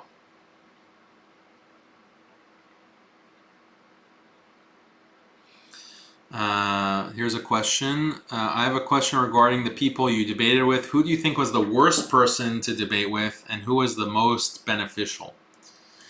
So if you mean the worst debater, like the most ignorant, it would probably be Harris Sultan. He was just like really, like, there's just something wrong, like, up here with him. So, like, I don't think he knows what an argument is. He clearly couldn't follow along anything that I was saying in that debate. The others that I've debated, they're just more responsive to the points. Maybe not completely responsive, but at least they were able to say something. Destiny was also pretty bad. Destiny was clueless, and he had to resort to like dirty tactics to get out of basically save face for the debate. So Destiny was pretty bad, but Destiny is a smarter person than Harris Sultan. So I think he just was incompetent, or Destiny was just ignorant about the topic. Whereas Harris Sultan has dedicated his entire life to Islam, to criticizing Islam, but he can't keep up like in a basic conversation about Islam. So he's the worst. In terms of most beneficial, I think, yeah, a lot of In terms of best debater, I would say Mark Collette is a very strong debater. David Wood is a good distractor. Like, he just knows how to talk a bunch of nonsense to distract the issue. And Apos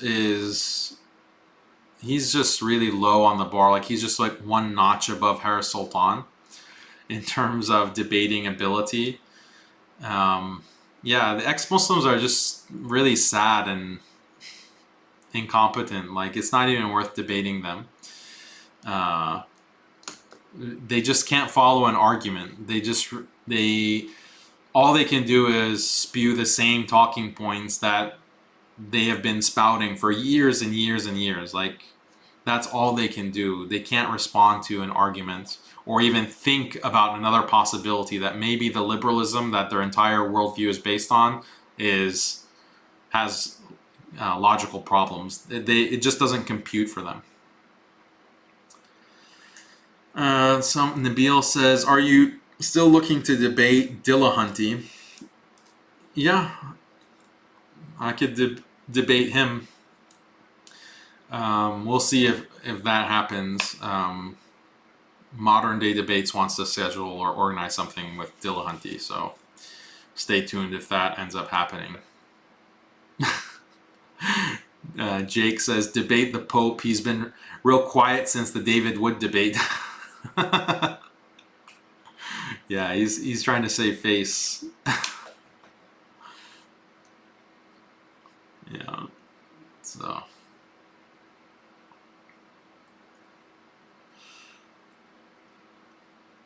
debate Mufti Menk. Yeah, those guys don't debate.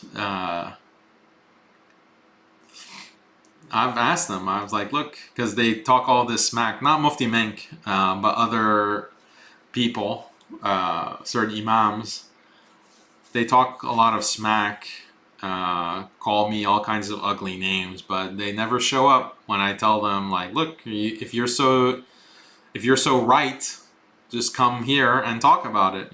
Just show the masses how ignorant I am and how wrong I am. It should be easy for such a brilliant scholarly mind such as yourself that have studied all of these different subjects in Islam and sat at the feet of the scholars for years pursuing sacred knowledge.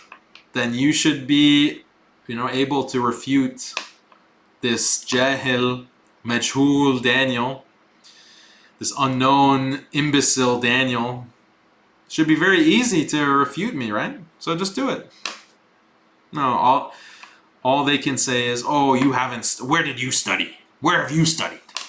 And no one knows him. He doesn't do anything for the community. He has no presence in the community. I was like, do you have spies like spying on me? Like, are you monitoring my activities? How do you know what I do or do not do on the ground for the community? They just refute themselves, like, with their stupidity. But yeah, I'm not trying to characterize all Tullab al-Ilm or ulama. Obviously, real ulama have nothing to do with these clowns on social media, or these popular, compassionate imams. Like, they're trying to trick like a very trusting Muslim community. The Muslim community, mashallah, is beautiful. The Muslim community sees people who mention the Quran and mention hadith, mention the Prophet sallallahu alaihi wasallam, and they love Allah and the Prophet sallallahu alaihi wasallam so much that that's all someone has to do, and they trust that person, and they are willing to listen to that person. But some of these charlatans and some actual agents and enemies of Islam have realized this trick, or have realized a way to exploit the trust of the Muslim community. So they will come and they'll say very beautiful things, very eloquent things about Islam, about the Prophet sallallahu alaihi wasallam, and then they mix all their trash, all of their liberal trash, all of their neo-colonial pro-Zionist trash. So we want to distinguish and separate these motivational speakers from actual ulama and actual scholars, which we do love and we support and we trust. Always make that distinction. Don't throw all scholars under the bus and say they're all corrupt. All scholars are corrupt, sellouts. No, I never say that. I have never said that, alhamdulillah. And you should not believe that. You should not think that. Just because there are these charlatans that are pretending to be these righteous scholars on the path of hidayah and guidance, they are trying to take advantage of these things, of the trusting nature of Muslims.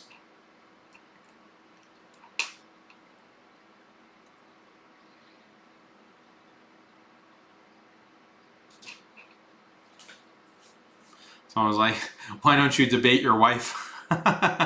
Debate Khalid? I debate her every day, bro. I debate her every day. And guess what? I win. Every day I win the debates with Khalid. Oh, no, I'm just joking. No, she's a good debater, mashallah. She knows all the tricks. And now the student has become the sensei. Now the student has become the master with Khalid, mashallah. Historian says, love winning the debates with my wife too. Yeah, that's the thing with debating your wife. You might win the debate, but you're ultimately going to lose because she's going to get mad at you and not talk to you. So that's the problem. Sometimes you have to be very, just take the L, pretend like you're taking the L just so that you can keep everyone happy. You have to be diplomatic. So, wow, brother Nadim, Jazakallah khair for that super chat. That's very generous of you. Appreciate it. Brother Nabil, would you consider debating Ben Shapiro? Yeah, but that's the same thing as Jordan Peterson. Jordan Peterson, Sam Harris, Richard Dawkins, any of those guys. This is an open challenge. I'll debate any of you anytime. Just let me know. But they probably would not do that debate. They don't stand to gain anything. Maybe if, I have more followers or there's more of an impact, inshallah, then they would consider these kinds of debates with someone like me. Blessed, Jazakallah khair for your super chat, saying Assalamu alaikum, wa alaikum assalam. May Allah be pleased with you, brother. Ameen. Jazakallah khair.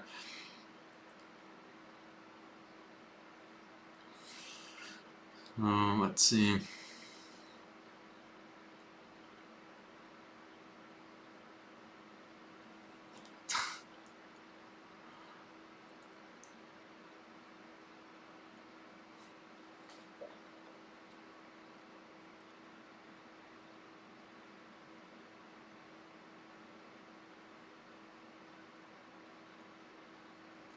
What person on the social world, like social media, has inspired you and you look up to? There's so many. There's so many people that are inspiring, but recently I've been really inspired. I mean, I've been inspired by him, mashallah, for quite a while, but recently as well, Dr. Iyad Ghonaibi. Dr. Iyad, mashallah, is just doing so much. Like the material that he puts out on modern ideologies, on evolution, the series that he has on evolution, what he has been doing in terms of activism, calling out all the hypocrisy when it comes to what the West is doing with Afghanistan, all of the activism he's doing with the Sweden issue right now, and just generally, mashallah, and he's not afraid to call out popular speakers, like popular figures, when they say something wrong. He's not afraid to call them out in a very principled way, mashallah. So may Allah really bless Dr. Iyad. He's an inspiration for me. and I really appreciate everything that he does for the Ummah, and I pray for him that Allah preserve him and his family. So that's who I would say is my inspiration.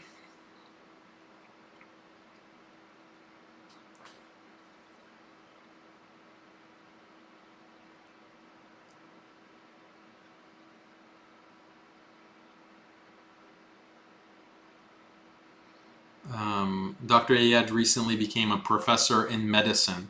Yeah, mashallah, he's, he's blessed in his career in medicine. He's blessed in dawah. He's, mashallah, Allah increase him and give him more and more and more.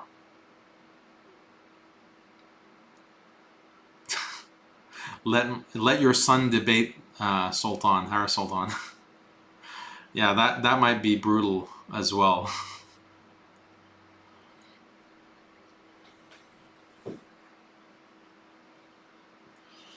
Please, Daniel, respond to my question. What do you think about the black Muslim? Islam is full of racism towards my people. Can you tell me if we are cursed according to Allah? Yeah, I don't know if this is some kind of missionary troll. No, Islam is not racist against blacks. It's very clear statement of the Prophet ﷺ regarding that. Look up the concept of asabiyya, tribalism. So, how long did it take to write your opening statement with Mark? How long did I wrote that? That was the fastest one that I wrote. It took only like a day and a half to write that. But usually it takes a lot longer to write an opening statement. But the opening statement for this one, there wasn't really. It was pretty easy to put together, so it only took a day and a half.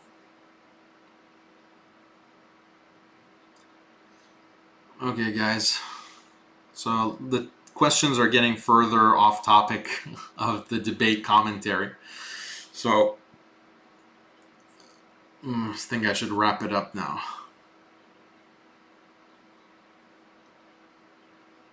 Idol Breaker says, Islam has never been based off race, unlike Christianity where they use the Bible to justify the KKK and American slavery. Absolutely true.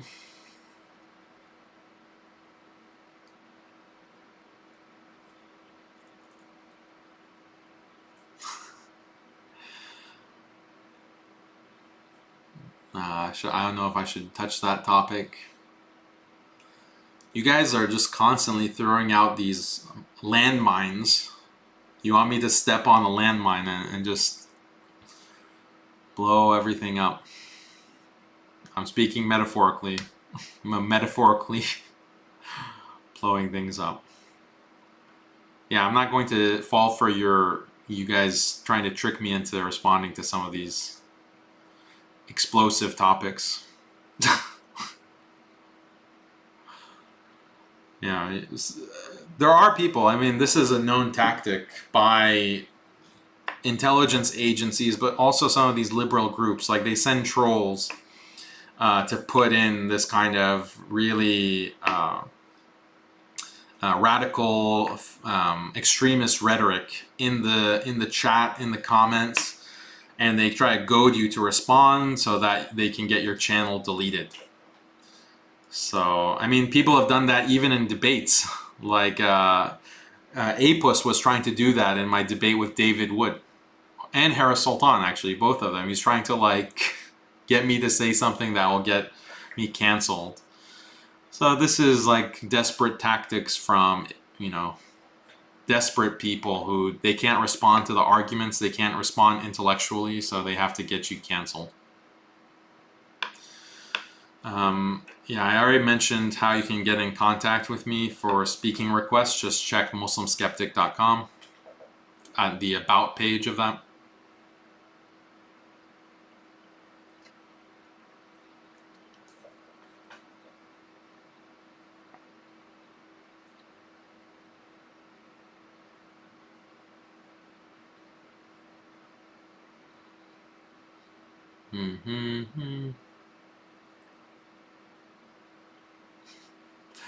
Omar is asking me, what's the weather tomorrow? I don't know. In Houston, the weather I think is going to be pretty good. It's still cool weather here in Houston, so I'm happy about that.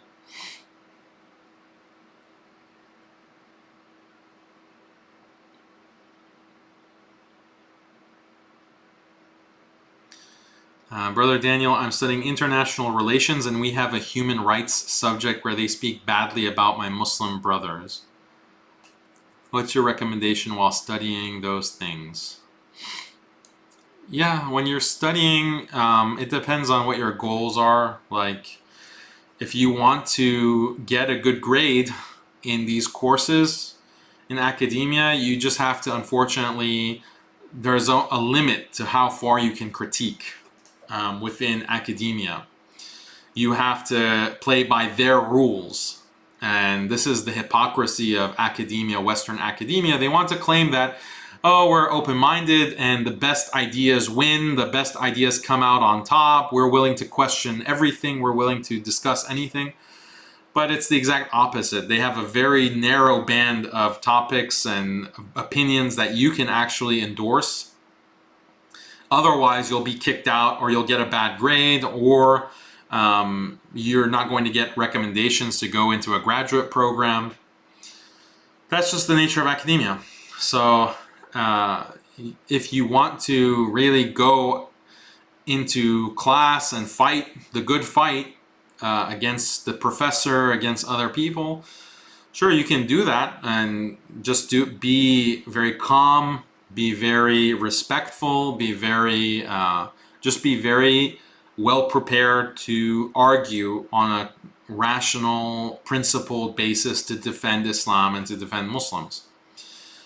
Be willing to show their hypocrisy, but expect that you might get a bad grade. you might not get an A in that course.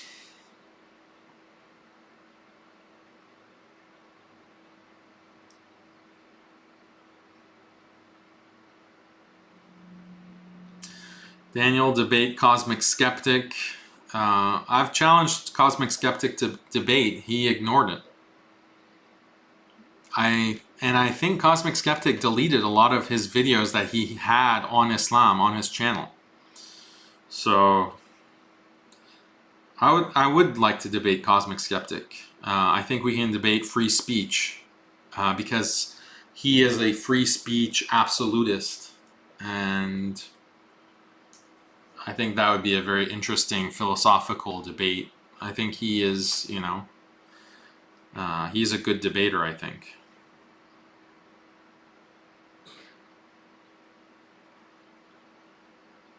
Debate Kim Jong-un, okay. Get a nice debate on what? Nuclear proliferation or the evils of the decadent West. We'll have a lot in common. It might end up being like a conversation again, like this Mark Collette debate.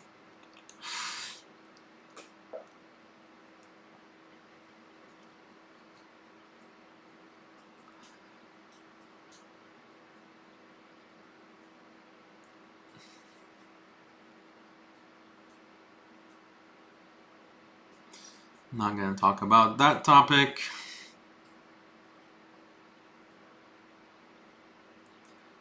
The whole debate apologetics thing seems like turning faith into sport. Well, if you mean it's like competitive, yeah, it is competitive. What's wrong with competition? There's nothing wrong with competition. You go head to head, you see who comes out on top. Nothing wrong with that.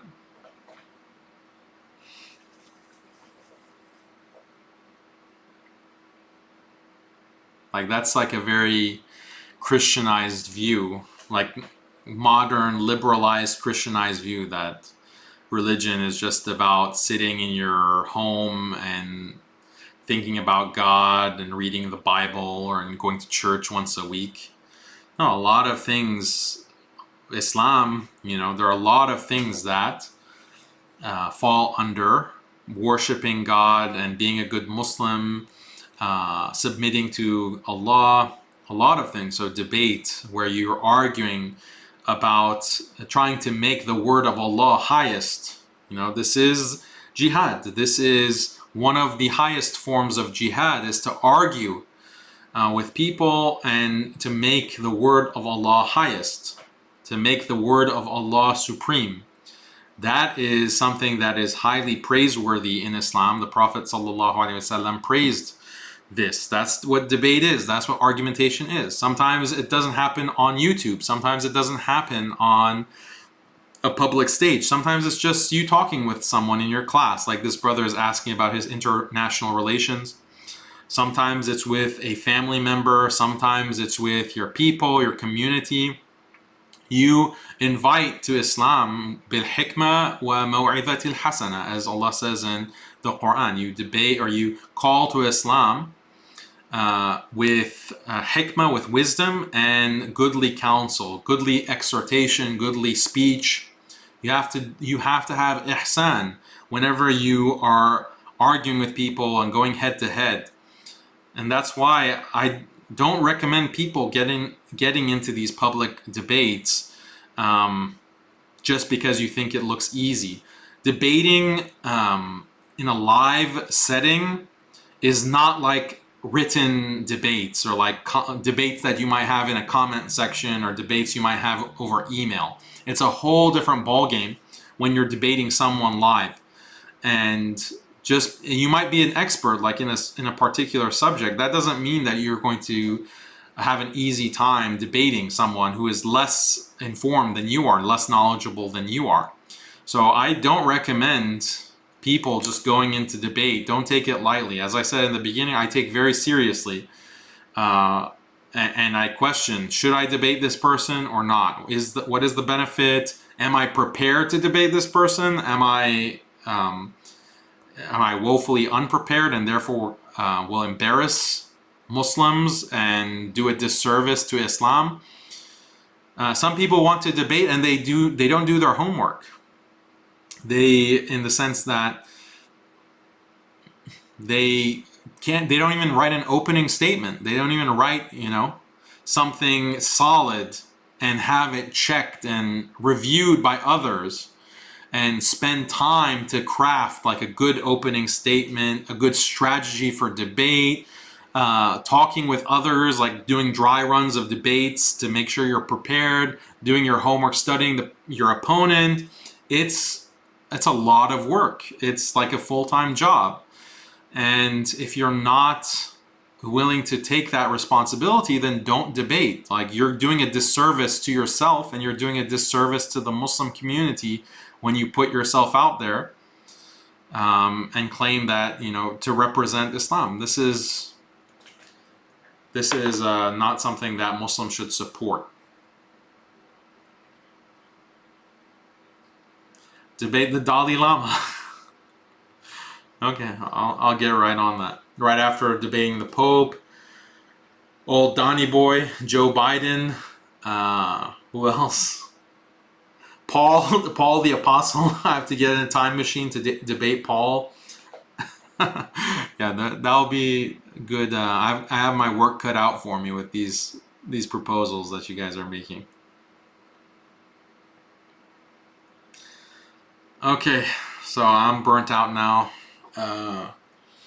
talking too much, and I'm sure you guys are tired of hearing my voice. So, alhamdulillah, I hope that this was useful as a post-debate commentary. Like I said, I think it was a productive conversation with Mark, and I appreciated him for his candor and being willing to listen to a Muslim, and being open to da'wah, being open to being called to Islam, saying that he would read the Quran if he got a chance. So I was very happy about the debate and the results of it. So please make dua for me. Make dua for that Allah accepts. Make dua that Allah guides us all and opens the eyes and the hearts of all non-Muslims who watch this, who watch the debate, to come to Islam, to accept Islam. And if not that, then to be more favorable to Muslims and become allies of Muslims. That's what we are making dua for. So jazakumullahu khairan for your attention and all the super chats. Really appreciate that. And I will see you guys next time with more from Muslim Skeptic and also Alasna with new courses. Barakallahu feekum. Assalamu alaikum wa rahmatullahi wa barakatuh.